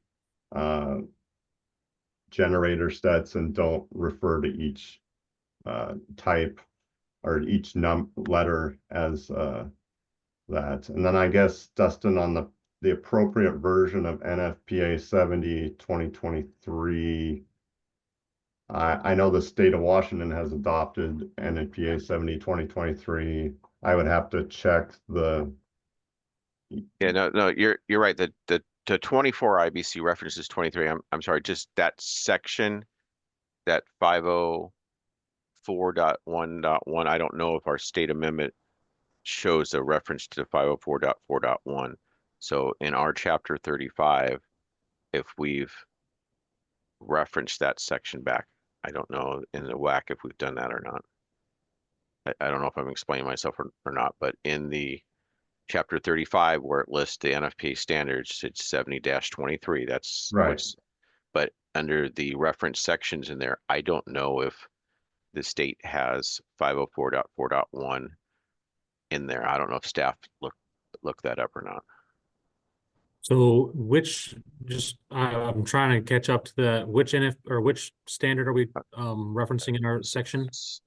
So it would be so we're referencing NFPA 70-23. So if you go into chapter 35 for the WAC, I'm just wondering if when you look at the reference code sections, if the 504.4.1 is in there. So I don't know if you're pulling up that WAC So or not. So I should be sharing the WAC for the building code here. I don't see an amendment from Washington for that section. And then looking at online codes, let me pop in there real quick. Well, the 2021 code isn't going to reference it. Well, it should, Eric, if it was an existing 504.4.1, you said that was an existing Washington amendment. So it seems like the WAC's not referencing it, and I would be pretty shocked if the 2021 code still references. So the 2021 Washington State Building Code references. And there we go. NF or yeah, the 20. Yeah, no, I get it. I get it. What I'm saying is that below here, it should be saying that section 504, put it in before the table 509. That's what needs to get added right there. Got it. Yeah. Okay. Okay. That's what I'm just getting to. Yeah, we got to add the section number here. And then so that should be part of this proposal is to include updating that WAC section. Okay. That's it. That hasn't been done in past versions of the state code, so that would need to get picked up if we wanted to do that. Yeah. All right. Because I know that we've been trying to make sure it's done in the fire code. I was hoping that it would be done in the building code, but okay, I'll be quiet. Thank you, Ken. And I'm number one. I think that is an editorial, right? We're approving, or the motion is to approve 114 revision 3. I'm sorry, I'm going to interrupt. If you don't do it now, somebody's going to miss it. You guys just know it. So just please add it now. So, yeah, I would agree. It's an editorial change that we would want to get added to the 114. So my comment is we're approving 114, and I guess if we can have a friendly amendment to add, I think that we need to direct staff to include a modification to the WAC to reference that. That should cover it, correct? Yes. Yes. Okay. So I accept that friendly amendment. What's that? Yep, I accept that amendment. Okay. Angela, you were the second. Do you accept that? Yes, I accept it. Okay. Any other comments? Okay, all in favor say aye. Aye. Aye. Chair will also vote aye. So that proposal is moved back to the State Building Code Council. Let's move on to agenda item number 6. And I'm going to let Todd and Eric, again, I was not here at the last meeting, so I understand it got tabled for some work. If you two can respond, let us know where we're at. Go ahead, Eric, if this is, you want to speak to this? Yeah, so proposal 115 is my proposal also. This is a proposal for clarifying acceptable means for shutting down an HVAC system that utilizes static dampers, static fire dampers, and static ceiling radiation dampers. the code since 2015 has required this, but the code is silent on acceptable means of shutdown of how to make a system static. So we're recommending these clarifications to the code to have specific means identified that are acceptable to shut down these HVAC systems. The State Building Code Council did provide an opinion on the 2021 Washington State Code that either smoke detection could be used or heat detection could be used. So this is meant to follow up on that interpretation to allow these systems to allow these clarifications for proper shutdown of the HVAC system. So I don't know exactly what was discussed at the last meeting. But yeah, this is the latest language that now includes the water flow activation item 5 here. So. And Dustin, do you have the actual motion we made by chance, or is that hard to? Yes, that one's also tabled till the April for proponent, and I have one revision that came in so this is the revision received and posted. I got one more that came in late, and I can share that if we want to see that one. I'm going to recognize Chris. His hand is up. Chris. Yeah, he's the submitter of the most recent one that I have received.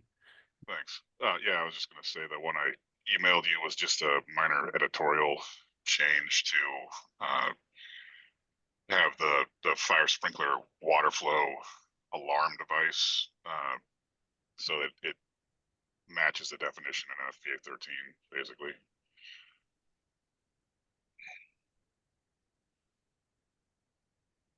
So Chris, the changing it, you've edited it to the fire sprinkler water flow and added the alarm device, and that change matches in FPA 13.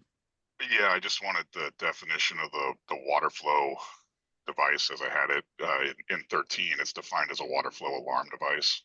Okay. And I just wanted to add the fire sprinkler for clarification as well.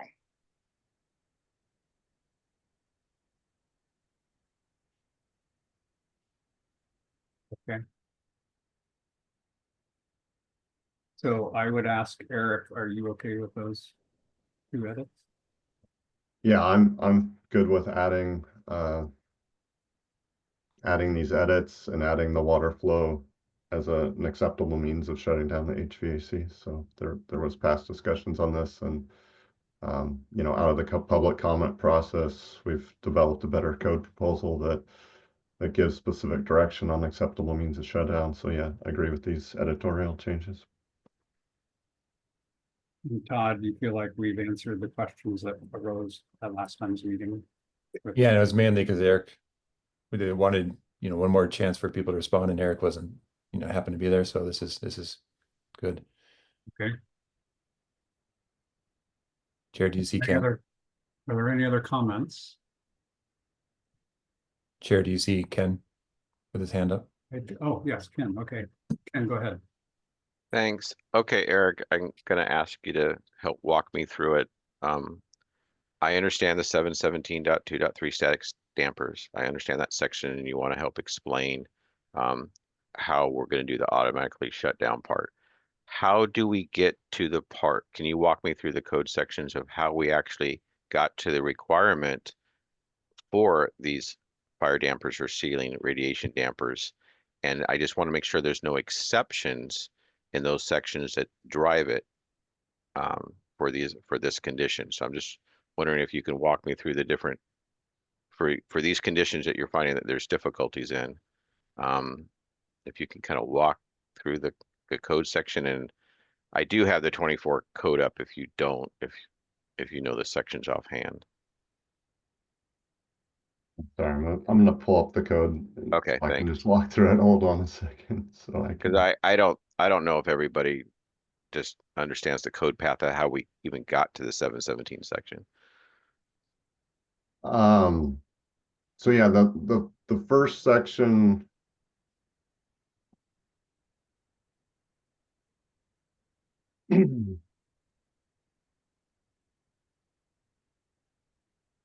So I guess you're 24. so yeah, this so I guess Ken, you're saying how do you so section 717.23 is static dampers, which now currently just says fire dampers and ceiling radiation dampers have to be listed for use in a static systems, and then we have to shut down the system.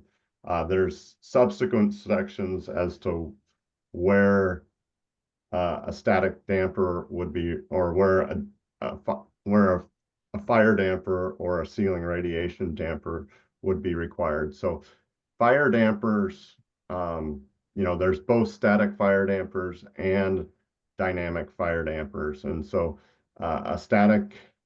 there's lots of flexibility, and most fire dampers that are installed are the dynamic type that are rated to shut down when the airflow is still moving in the system. The challenge has been with the ceiling radiation dampers that there's most of the 95% of the dampers on the market that are ceiling radiation dampers are static dampers. There's two manufacturers that make the dynamic dampers that have been changing the code provisions essentially. So when you go to section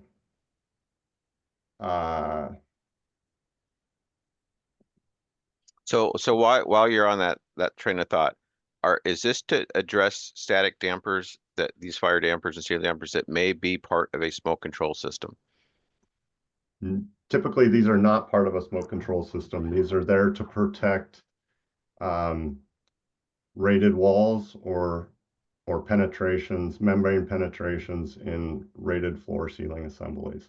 Okay. So when you go, So I'm just looking at the 717.2.1 smoke control systems, where it talks about if the fire damper will interfere with the operation required smoke control system, and it's all based on the rational analysis in 909. So I'm just wondering if we're directing if we need to clarify that specific dampers that aren't affecting the smoke control system should be the ones that we're focusing on here. Because if they do affect, then we should not be telling people they should do all of this, right? It should be part of the rational analysis and how they should be controlled then. Because the rational analysis might tell that these fire dampers and ceiling radiation dampers need to actuate differently. I mean, I'm not too sure. I'm just asking that question. You're the engineer. yeah, so these types of dampers don't have any control besides fusible links. And so you're not typically going to have these associated with any smoke control system because there's no means of control. So if they're already affiliated, so let's go back to the ventilation part of this. Yep. So the ventilation part of this, if it's not part of a smoke control, if it's part of a smoke control system, then the smoke control system's going to be doing the shutting down, right? Correct. Okay, so maybe that's what needs to get differentiated is if it's part of a smoke control system, then it will get shut down based on that, and it might not be one of these 4 or 5 conditions. Yeah. So let me, Dustin, if you can just, so I guess where fire dampers are called out in the subsequent sections, would be at things like fire barriers. Again, most of those vertical walls we're putting fire dampers. So if you go all the way to the horizontal assembly section as part of this, which is section 717, sorry. Okay, 717.621. It's kind of where we're. So this is where we see the ceiling radiation dampers and the requirements. So you see that so dynamic ceiling radiation dampers can only be used in dynamic systems. They're designed to operate with fire, so that's straightforward because they're listed for that. But then you have the static systems, and so the static systems, this language has been changing over the last couple of code cycles, and so you know, it's the code's now very clear. Static radiation shall only be used designed with systems that are designed to operate, not designed to operate during a fire. And so if there's some sort of clarification between these two sections, you know, that's the newer section in the code that's clarifying this. But I don't see that there's anything we have to clarify with like smoke control systems. We do list an option that you can use detection of smoke to shut down the HVAC system to essentially render that system static. But we're not really, you're not going to be installing these types of dampers into a smoke control system. So where are we seeing these dampers that we're having issues with? So in the 2018 Washington State Energy Code, we added energy recovery ventilators as a requirement in the energy code for all multifamily construction. We see a lot of wood frame multifamily construction where they're installing ductwork in the rated floor ceiling assemblies.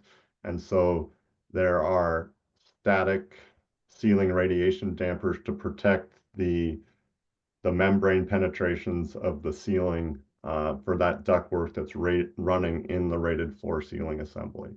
And so every one of those, you know, little 50 to 100 CFM ERVs, you know, needs to be shut down according to if they're going to use static ceiling radiation dampers to protect those membrane penetrations, has to be shut down to meet the listing of that damper. So our issue is that this came from the energy code.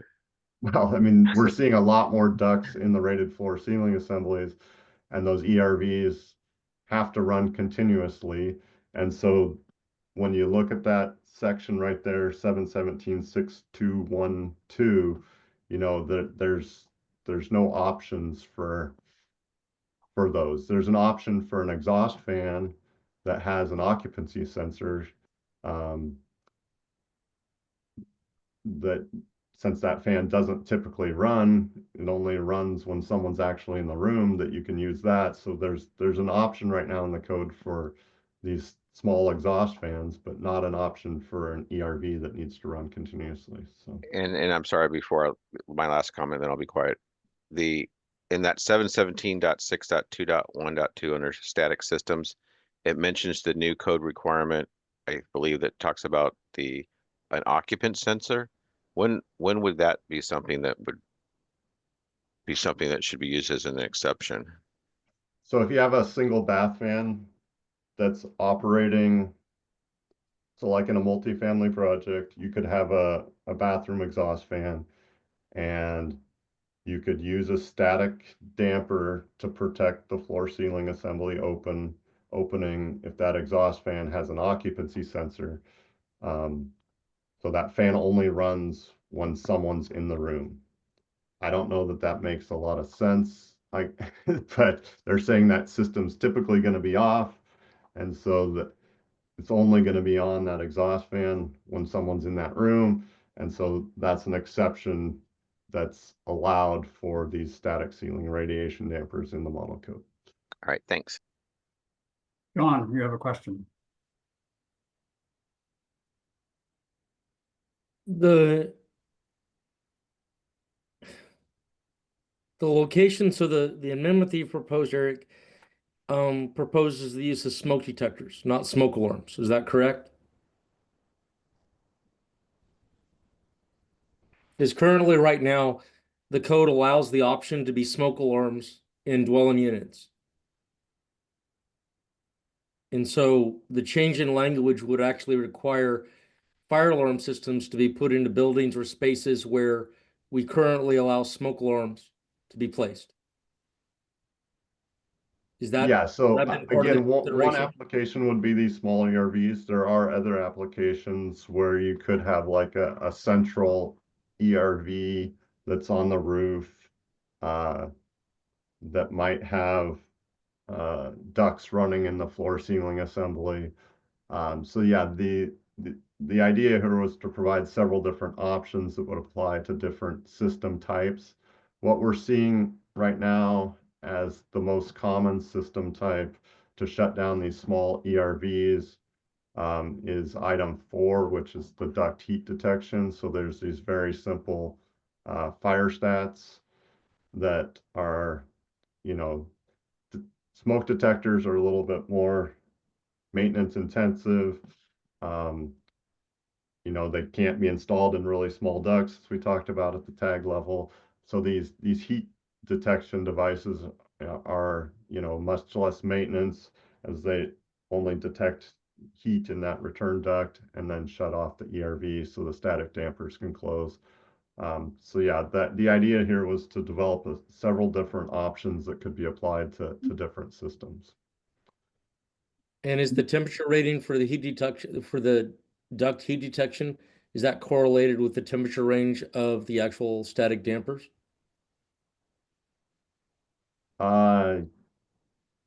Yeah, so the static damper, per the model code,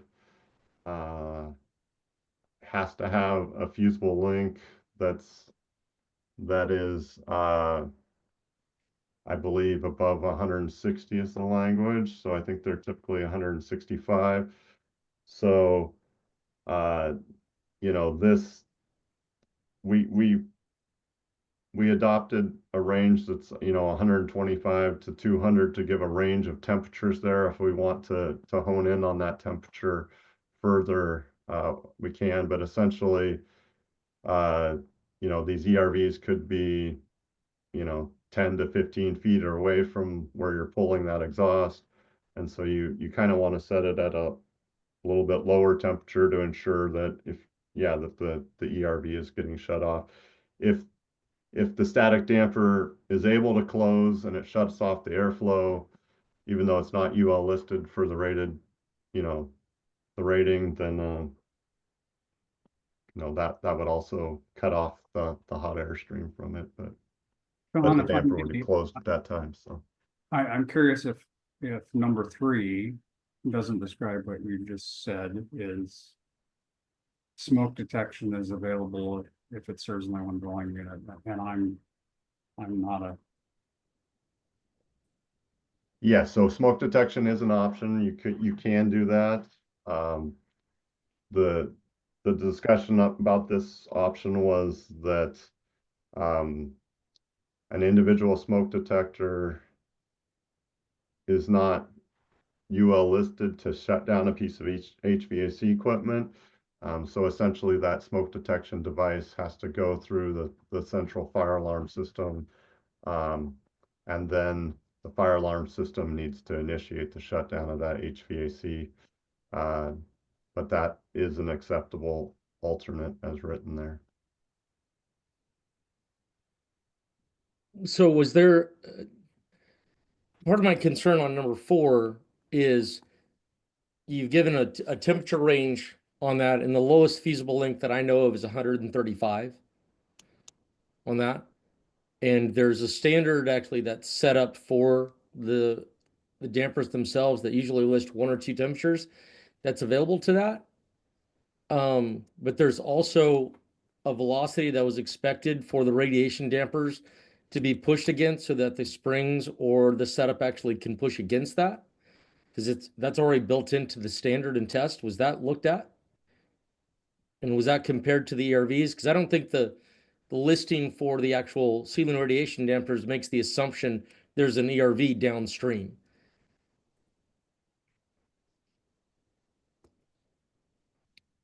Okay, so maybe, sorry, I'm just going to look up the exact code section here so I don't mix it. So Um,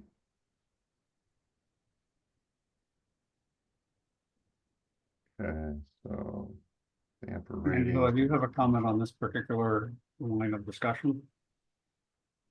So section, Yeah, I'll seven- wait. Okay, thanks. So section 717 3.3.1 is the fire damper actuation section. That section says that the fire damper or the ceiling radiation damper needs to actuate at a temperature not less than 160 and, not more than 135. So typically those fusible links at the ceiling radiation damper are going to be set to 165 degrees. So right now, the separate device that we're What was the using to section shut again? I'm sorry, I down. missed it. Sorry, what was that, Sean? What was the section? Yes, please. 717.3.3.1.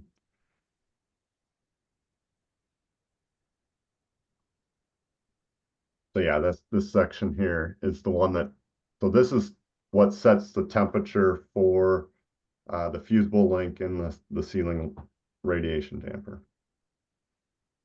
I believe, let's see, or is there I'm sorry, that's the fire damper, and then you go down to 334, and that's the ceiling radiation damper, sorry. So it's, again, not less than 160 degrees, so they're typically setting those at 165 degrees. So that's going to be the ceiling radiation damper fusible link setting.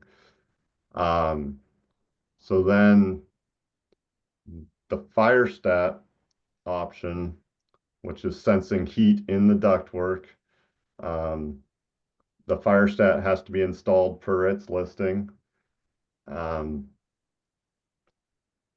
That would be sensing the temperature of the air in the duct that's coming back to the ERV essentially, or to another type of system.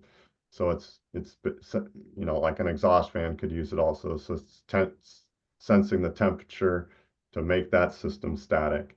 And so we've allowed a range from what was it, 125 degrees up to 200 degrees, and yeah, based on this wanting to sense temperatures that are slightly below the 165 degrees typically, but we could definitely change the upper end of that range if that's what you're recommending, Sean, or whatnot. So Is the fire stat part of the, I'm gonna call options for the ERVs? no, it would be a third-party device that you would have to wire into the ERV to shut it down. I'm going to try to move us to an action.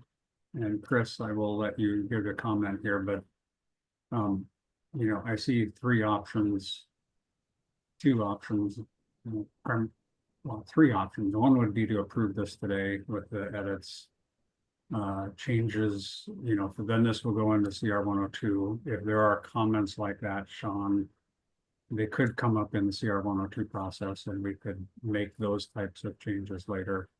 Another option is for us to table this until the May meeting. And Sean and Chris, if you have a similar comment, if you can get together with Eric and the three of you, get your questions answered, and then we can address this again in a month. So I'm curious what people think is the best path forward. I guess I'm kind of asking the people that have their hands raised to just jump in. Do you think that either one of, are we ready to move this along and allow these types of edits to happen during the CR 102 process? My preference would be to work with Eric and Chris on this because being on the receiving end of the fire protection side of this, there's clarity that's actually needed in this because it does have impacts downstream that I don't think have been addressed. I agree with Sean. Now knowing the intent behind number 4, I think it should be changed to a sensor, because 72 has definitions for sensors, detectors, and alarms, and they're all different. And I think the detection would be confusing for a lot of AHJs. Okay, Eric, are you okay with that path that the three of you kind of work together? And I mean, I understand at the end of the day, if we can't come to an understanding and there are different people that have different opinions, then the BFRW committee can make those, make those decisions one way or the other. But if the three of you can kind of come to an agreement, that's probably the best path forward. Yeah, definitely. I'm willing to work offline on the language. I mean, yeah, just to respond to the sensor item really briefly would be, yeah, the intent of these devices is a very simple system device, something that requires very little maintenance. I'm guessing a temperature sensor is going to be, I don't know. I guess I'd want to see what that device looks like and what you're proposing that is, or I'll have to look at those fire code definitions, I guess. But yeah, definitely we're willing to work with folks to create some sort of code language for acceptable means. We've gone through three code cycles now without this. It's currently not being enforced at all in a lot of jurisdictions. And so we're definitely trying to provide pathways in the code that are enforceable for the code officials. So. And I do appreciate, Eric, all your hard work. I know you worked several times at the PEG on this proposal. I think we're getting close. So I'm going to suggest that's the path we move forward. Angela, would you like to offer a comment? Well, I still had a question. Okay. So, and brief answer, and it may just be that I'm confused and whatever. But I'm trying to figure out, how do these requirements in this section then mesh with the requirements in 717.6.2.1.2 for the static system, which then gives other ways that a damper can be controlled? Is that control talking about when it's, do you know what I mean? Yeah, so this was meant to be more generic to provide acceptable means for shutdown of static fire dampers and ceiling radiation dampers. Section 717.6.2.1.1 static systems is really about systems that are not designed to operate during a fire at all, I guess. And so they're saying, like, you have an occupancy sensor in a room, and in a fire, you're going to leave the room. So that's going to turn that device off. So the room's no longer going to be occupied. So this is a section about acceptable means of shutdown. The other sections are identification of systems that are designed to not operate during a fire at all. So that's kind of the distinction between the two sections. But that static dampers, it basically says they shall only be in systems that are automatically shut down in the event of a fire. So that's saying, yeah, they can only be used in a duct that's not meant to be active during a fire. And what I kind of was looking at was number 3 for the dwelling area smoke detectors. You have this whole section, okay, you can use the smoke, but then you have to hook it into the alarm system and do everything. But the other section just says for any of them, the damper can be controlled with a system that's within the room. It doesn't say it has to be within the fire or hooked to a fire alarm or anything like that. Correct. So, yeah. All right. So one's about rendering a system static if it's going to be operating during a fire. Another is about designing a system that's not going to operate during a fire. Okay, that's fine. It's very confusing, yeah. Yeah, and I want to remind everybody what Eric has done is right now the code is silent. It says they're supposed to be shut down. If you read the explanation in item 5 of the proposal, they're silent on acceptable means to shut down. And so we're trying to provide those acceptable means. We're trying to be more clarified for people. So Yeah, and as a reminder, the State Building Code Council's opinion on the 2021 code says, you know, you can use smoke, you can use heat detection. Talk to your code official about what is acceptable means. That's what the State Building Code Council responded to. So basically, every engineer has to go talk to every code official in the state and figure out how they want to do this right now for every multifamily project that wants to try to find the most cost-effective way of building the project. So. And I would, Angela, if you want to be part of that offline discussion as well, Yeah, yeah. or you're just trying to educate yourself, that's fine. Yeah, and I'll figure it out before our next meeting and I'll just look at what the edits are. That's fine, thanks. Can I then have a motion for us to postpone? That's not the right word. Chair, if maybe we can review what motion was made last time, because if I understand correctly, if it's tabled, it's just, we can just continue to stay on that motion unless we set a date certain. I can't remember. We did not set a date certain for this one. Okay. Okay. Is that my correct interpretation, that it's still tabled? It says table till April for a proponent and potential revisions. Oh, well, we did say till April then. Then Yes, sorry, I would suggest Todd, we make a motion to Okay. table it until the May 9th meeting. Okay, so moved. Angela, can I have a second? Second. Yeah, trying to get to my mute. Okay. All in favor, say aye. Aye. Aye. Chair will vote aye. Any opposed? I don't think so. So Eric, I appreciate again, a lot of work has gone into this. I do see it as an area that needs clarification. I think we're getting close. Hopefully at the next meeting, we can move this one along. Is there anything that I should do to help facilitate everybody contacting? Does everybody have contacts, or should I just send out a introduction email for everybody? An introduction email would be helpful. Thank you. Okay, so I got Eric, Chris, Sean, are you interested in this one as well? Yes. If you could shoot me an email at sbcc.wad or sbcc@des.wa.gov. I'll get your contact and I will shoot out an intro email as soon as I have everybody's contacts there. Okay, thanks. Thank you. All right.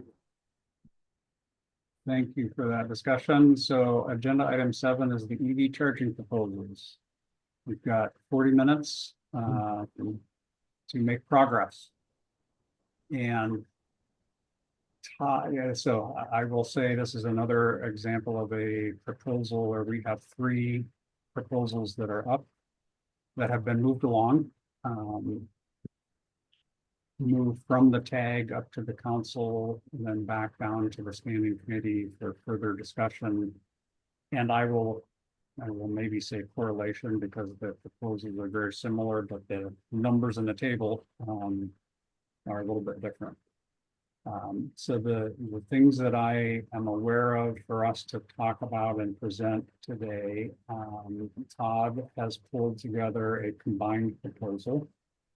And I believe the path that we would take would be probably to deny the 3 proposals and start working on this combined proposal. That would be the official path forward.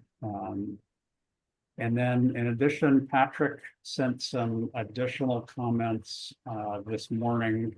And Patrick, you know, it was less than 24 hours. I am fine with you going through and presenting the concepts in general.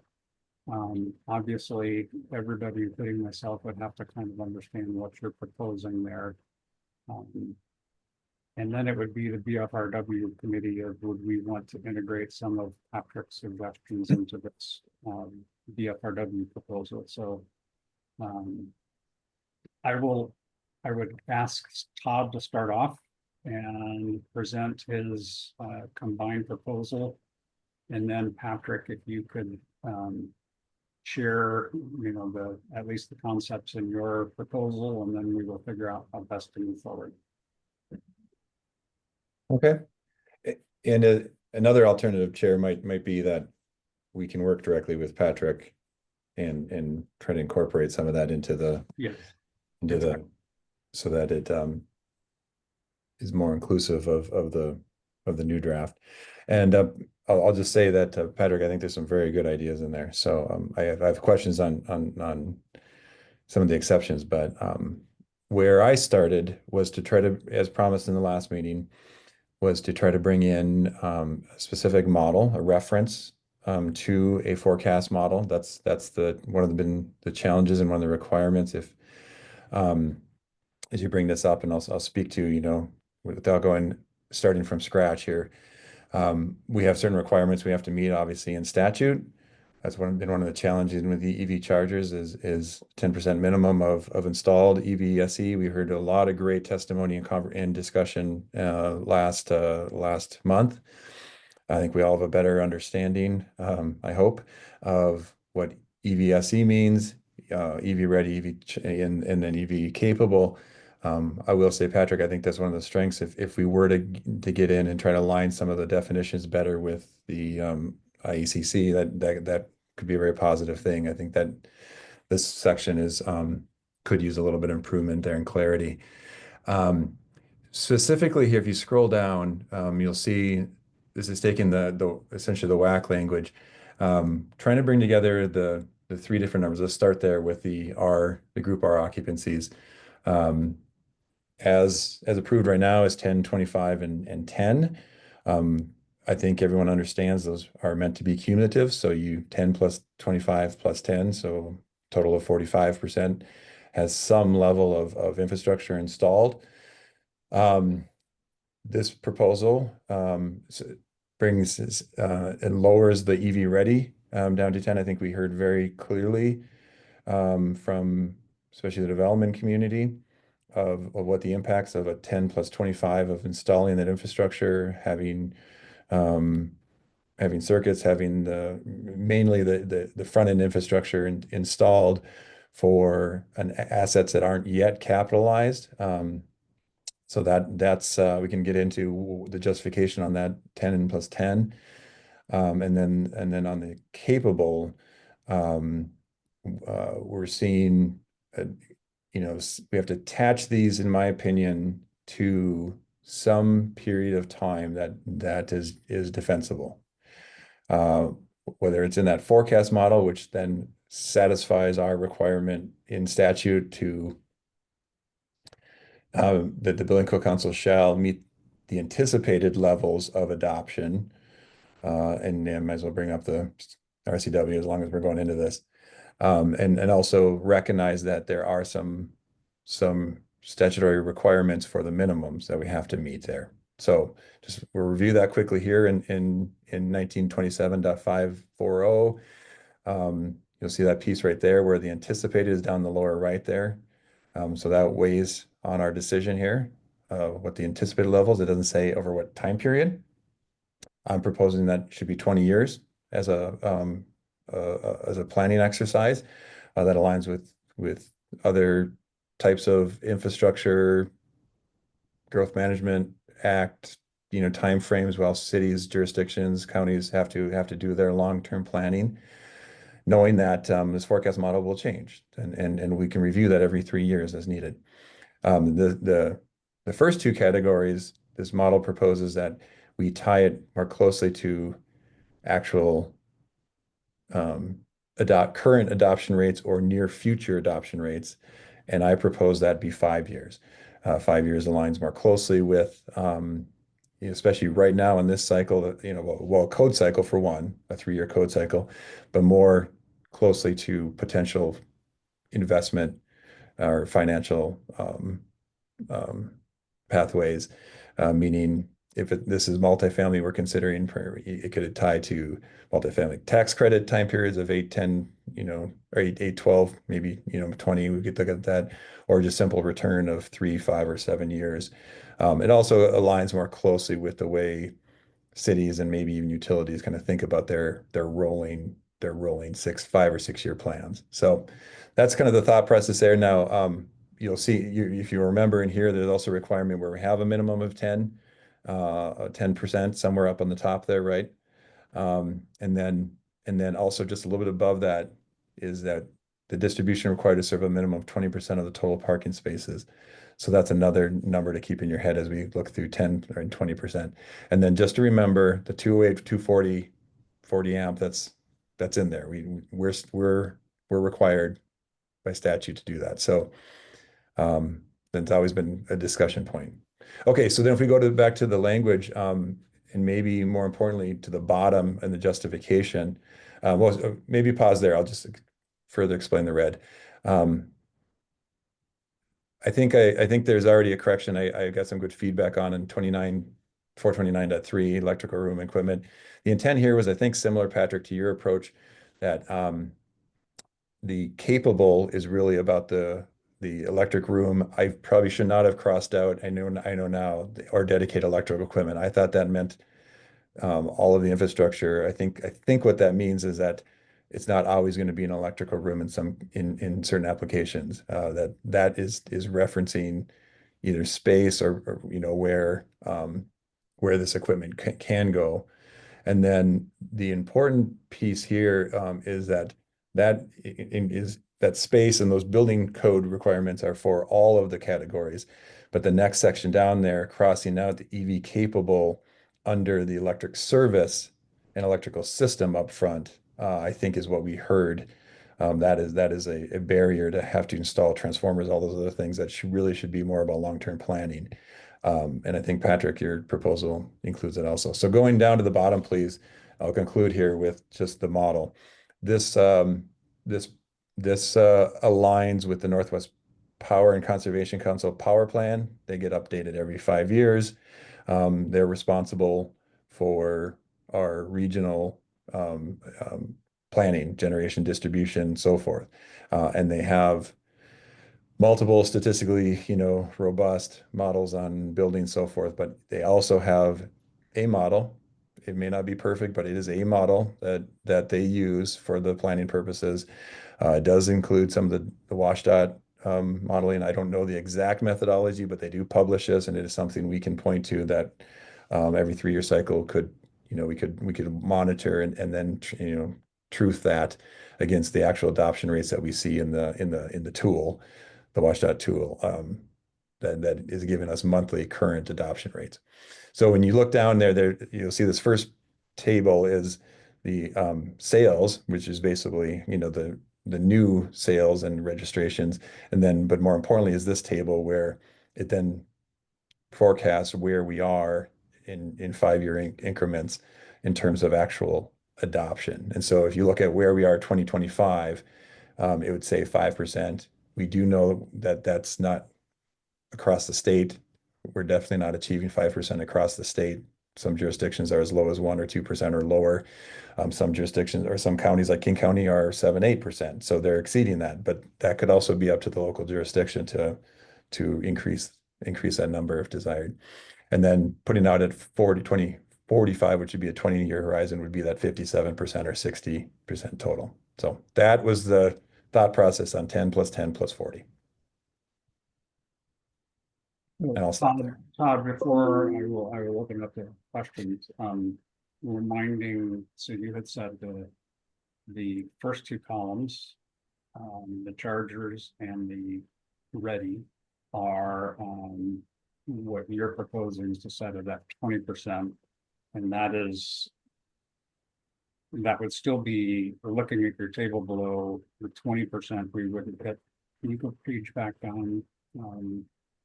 That's than the 20% we would not hit until 2030. 2030, right, which also we know is a significant date for in 2035 also for significant policy requirements in the state. However, are we required to do the 20%? I can reread the RCW, but you had indicated that Industa did the 20%. Can you highlight that sentence? Electrical. Highlighted in there where it says electrical rooms serving buildings with on-site parking must be sized. So a little bit up there. Do you see that right there? Yeah. Yeah. Okay. So the electrical rooms need to accommodate up to 20%. Okay. Must That's be sized, right? What's that? It says it must be sized for that Yes. 20%. Okay. I will open it up to Patrick. Go ahead. I was just gonna point out that each category has to be calculated separately and then rounded up to the nearest whole number. And then those parking spaces would be added together. So it's slightly different than just adding the percentages. It can end up being a little bit higher than just adding up the percentages.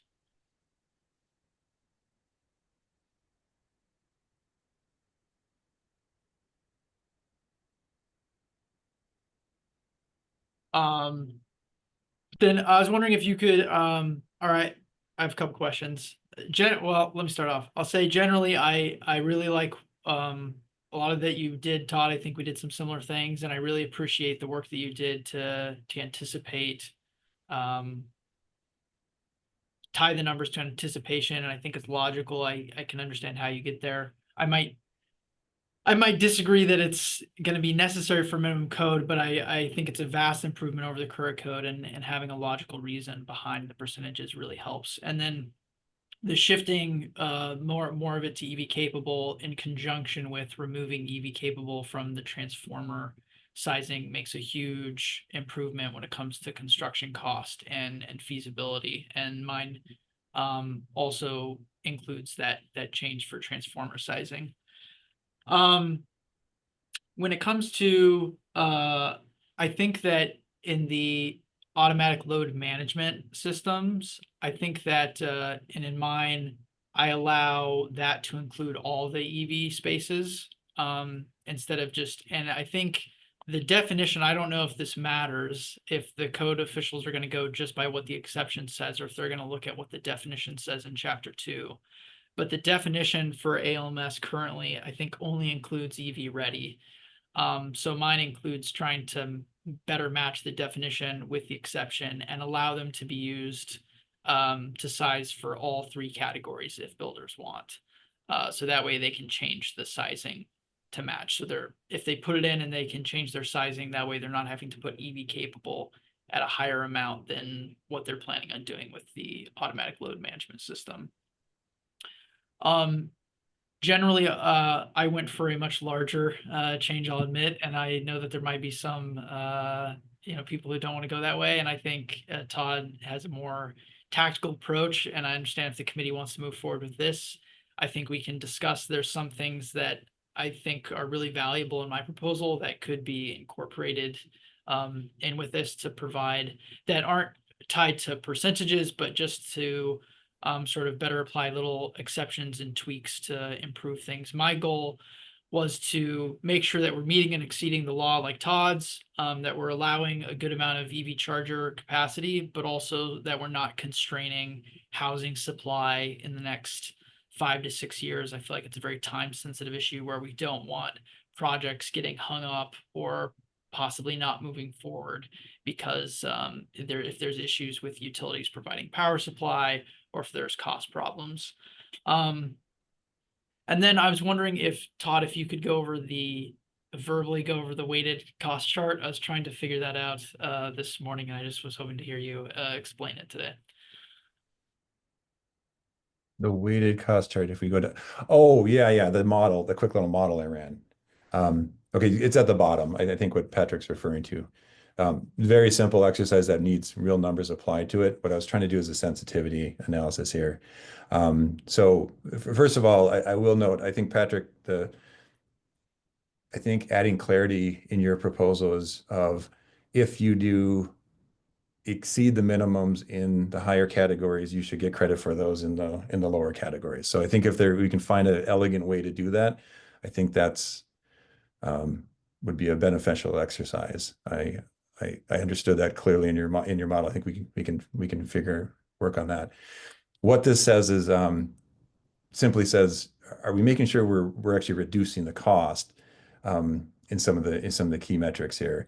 We heard pretty clearly, we had great discussions last time with the building officials and electric inspector. Like that was, I think we learned a lot on when we're triggering certain, not just the inspection side, but when we're going, back and forth between the building code and the electric code and so forth. What this does is say, okay, let's say we just normalize the cost of an EV required or an EVSE at $1, right? And then we say that a EV ready stall is, or the cost to put that in is 80 cents, 60 cents, or 40 cents on the dollar. Again, just making this up to understand, what that relative cost is, and the same amount of capable, and then charting those to make sure that when we cross those, what's a weighted cost of that formula. So that's what we're seeing there, and that's where you see that intersection happens. Is what would an EV capable stall cost of 20 cents on the dollar, 30 cents, 40 cents. So I don't know if that helps, Patrick. I might not explain a sensitivity, model very well. I did then try to run real numbers here, and we would value if developers gave real numbers here, so we can apply that to different scenarios and demonstrate the cost savings of those different combinations. So am I reading it correctly that it seems, so the solid line would be this proposal, and then the dotted line is the current code? Correct. And so at like a low cost or at a low weighted cost, this new proposal would be a reduction, but then as the cost goes up, it could end up exceeding the current code. Am I reading that correctly? No, it's trying to demonstrate that it's lower cost as long as the EV capable stall cost is below a certain, like in the case of the light gray there. In that scenario, as long as the EV capable stall cost is below 40 cents on the dollar, right? Which is believable. Okay. You're lower cost, right? Yeah, no, I really appreciate that you put this together. I think it's helpful to look at, and then also if we get updated cost data, it can reflect that. But even this current form, it's helpful to see that. Are there any other comments right now? Well, I was curious if Patrick wanted to show what he has on the proposal he sent over. I'm happy to do that. I'll stop sharing. You can go ahead and share, Patrick, or I have it here. I can share as well. Patrick, I did want to remind, we've got 20 minutes left, and I'm going to propose that we are going to move this, allow you and Todd to kind of mesh your proposals together. I think we will publish this, get it on our site as well, so everybody has access to look at it and try to understand it. And we will be coming back in a month from now. So, but I think introducing your ideas, what you've got included in there is very beneficial. So, okay. So you still want me to run through it? I would, if you could keep it. When I look at it, there's a lot of cross out and adds, and so it seemed pretty complex. But I think again, your ideas, I picked up on some of those were good. So, all right. Can everybody see my screen? Yes. Okay. So, like I said, I think Todd and I generally did some similar things and went in a similar direction. When I was looking at the national codes, particularly the IECC appendix, even though this is in the building code, the IECC appendix is a kind of a common one that other jurisdictions will base their EV charging requirements on. There was some stylistic differences, but some of that creates substantive change when there's differences in definitions and things. And instead of just trying to take the current code language and bring those things in, I wanted to try and kind of reworking it at large, basing it more on the model code, and then blending in Washington code or other things wherein to get it to match. So starting off here, I'm striking the current relevant definitions. I found it easier than trying to just sort of piecemeal cut and show differences, to just strike it all out and then show replacement definitions. These are mostly pulled directly from the ICC, although there are some small tweaks and changes I made. And then getting into 429, I'm showing striking the whole section, even though there are elements I can increase the size of that too, if that makes it more easy to read. There are a lot of elements that I'm keeping in the current code. I just thought it was easier to show striking it and then replacing it with new language, pulling in from the IACC largely. The Denver Energy Code had a couple of exceptions and items that I thought were effective and interesting to look at bringing in. So I tried to note clearly in the comments where I was pulling things in from, so that people could follow along. And then if you want to, I'm happy if people want to email Dustin or email me, I can give them the Word copy, because I use track changes. So you can just click this and then have something that's a little bit easier to read instead of seeing all the red underline and the red strikeout. Patrick, a quick question. I know Yes. the exceptions and things, I'm trying to find that, right? The exceptions in the language for 429.2, and then the exceptions number 1 and 2 listed below that.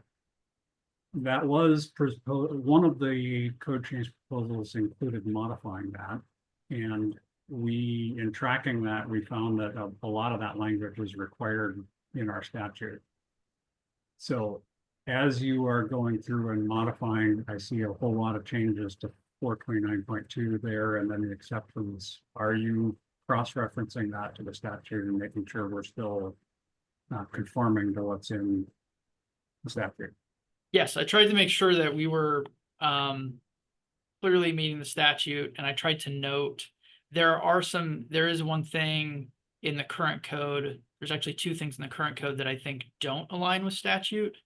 I changed one of those, but I also tried to reference that as well. And if anybody notices anything that they think doesn't align with statute, I'm happy if the committee wants to move forward with this to make any changes to accommodate that. It's my intention to make sure that we're meeting and to the extent necessary, exceeding the law.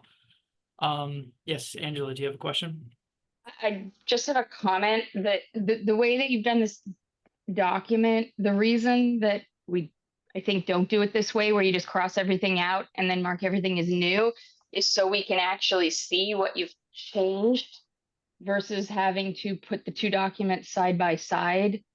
So I would just say next time you do need to do kind of the strikeout with the underline together. Do you know what I mean? Because otherwise it just looks like everything is fully new. So I'm, having a little trouble connecting or comparing. So it's just a comment for the future. That's a fair point. One thing that I brought in that I don't know if we want to move forward with is in the Denver Energy Code, they include a definition for DC fast charging, and they allow, they don't have a requirement for it, I believe, but they allow DC fast charging to equal so many number of EVSE spaces. And I felt like that incentivizes commercial properties where people might not always be staying for 8 hours, like in a residential situation, for them to put in DC fast charging and to get some reduction in the requirements. So that way it kind of makes it a more equitable cost. I thought that was interesting, but it's not necessary if we don't want to move forward with it. When it comes to the percentages, I didn't make any change to my original proposal. I just had the structure of the table match the IECC. And I have a summary of changes in here. I won't, because of time, I won't go through all of them, but I'm happy to work with the committee or Todd in pulling anything that they like from this and trying to put that into the committee's proposal. Is there any questions? Anything specifically you want me to talk about? I think that the fast charging is an interesting concept for us to consider and look at. I don't have any more specific at this point, and I'm like Angela's taking the time to look through it.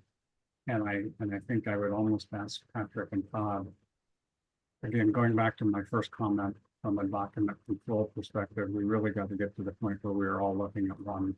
And I would almost, my suggestion is Todd, you work with Patrick and try to incorporate his ideas into your version.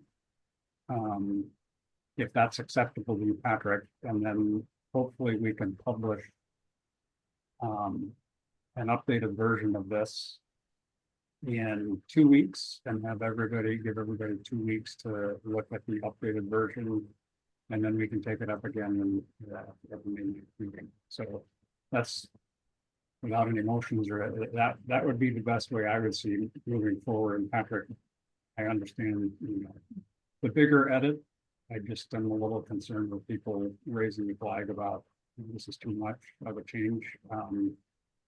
Trying to walk that fine line between just making a proposal that incorporates what was there and trying to not introduce too much additional, although the fast charging, it is a technology is changing quickly, so our process does take time.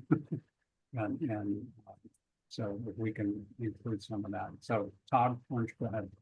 Yeah, and I think that's a good suggestion and happy to do that. And a couple of questions since we're, in a public meeting here, a couple of areas that were raised. Well, one, Patrick, I mean, thank you for all this.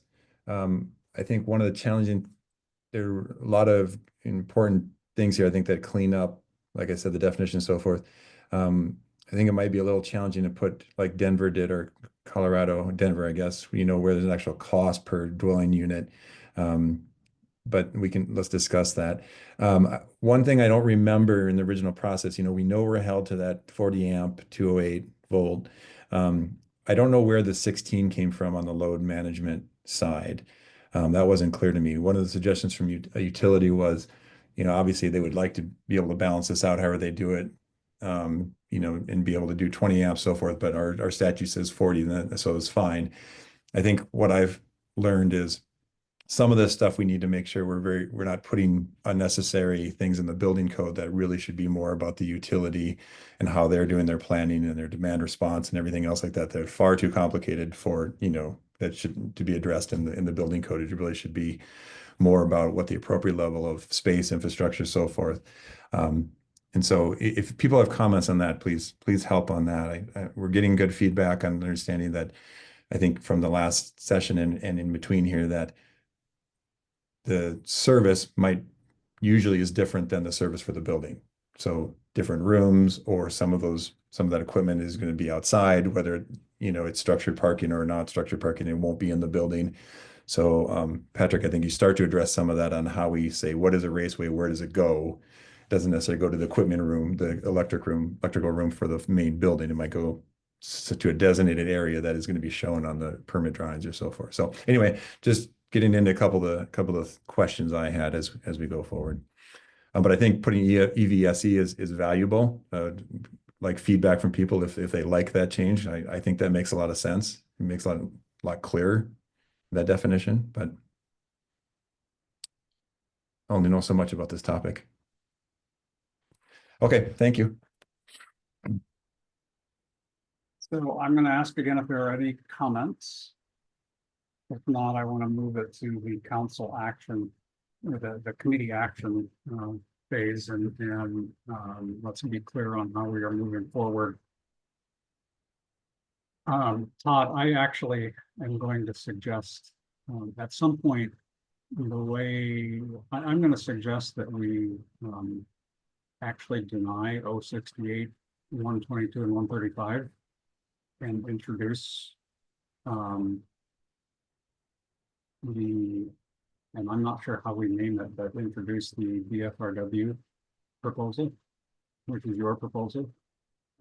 That's just a paperwork thing, and I guess I would be fine keeping those three on the list and out on the, out in the ether until we get to a final conclusion. I don't know that it matters one way or the other.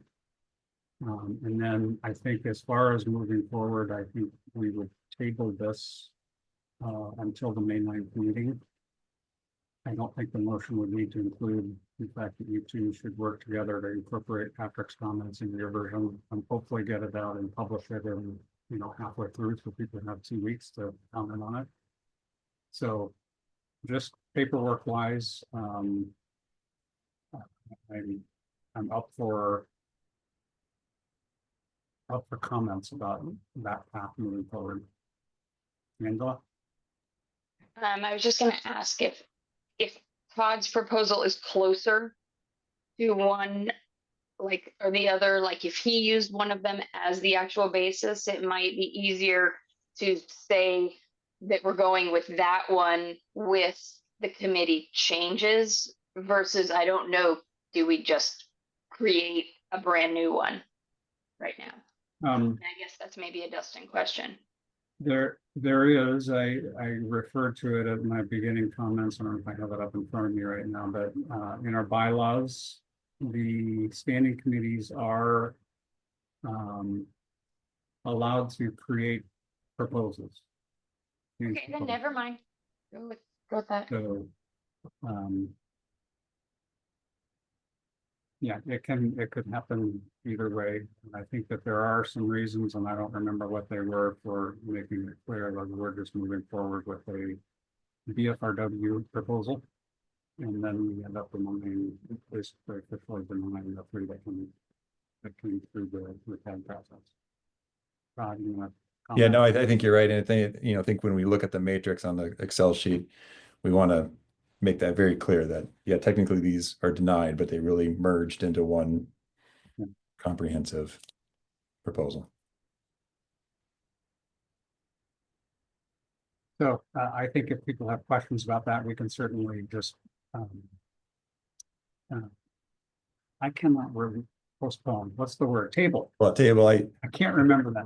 Maybe I should just make the same motion we did on the other, and basically on the embodied carbon, and the motion would be, I move to table this item and direct the committee to create code amendment language for public review. Okay, I think that covers it. Second. All right, any discussion? All right, hearing none, all those in favor say aye. Aye. Aye. And chair says aye as well. So that moves along. Where did my agenda go? I think that's other business. We've got 4 minutes if there is any other business. I'm not aware of any. So I think that we will go ahead and adjourn the meeting.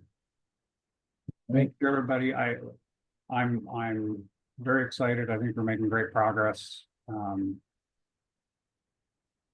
I hope everybody Covered a lot of ground today.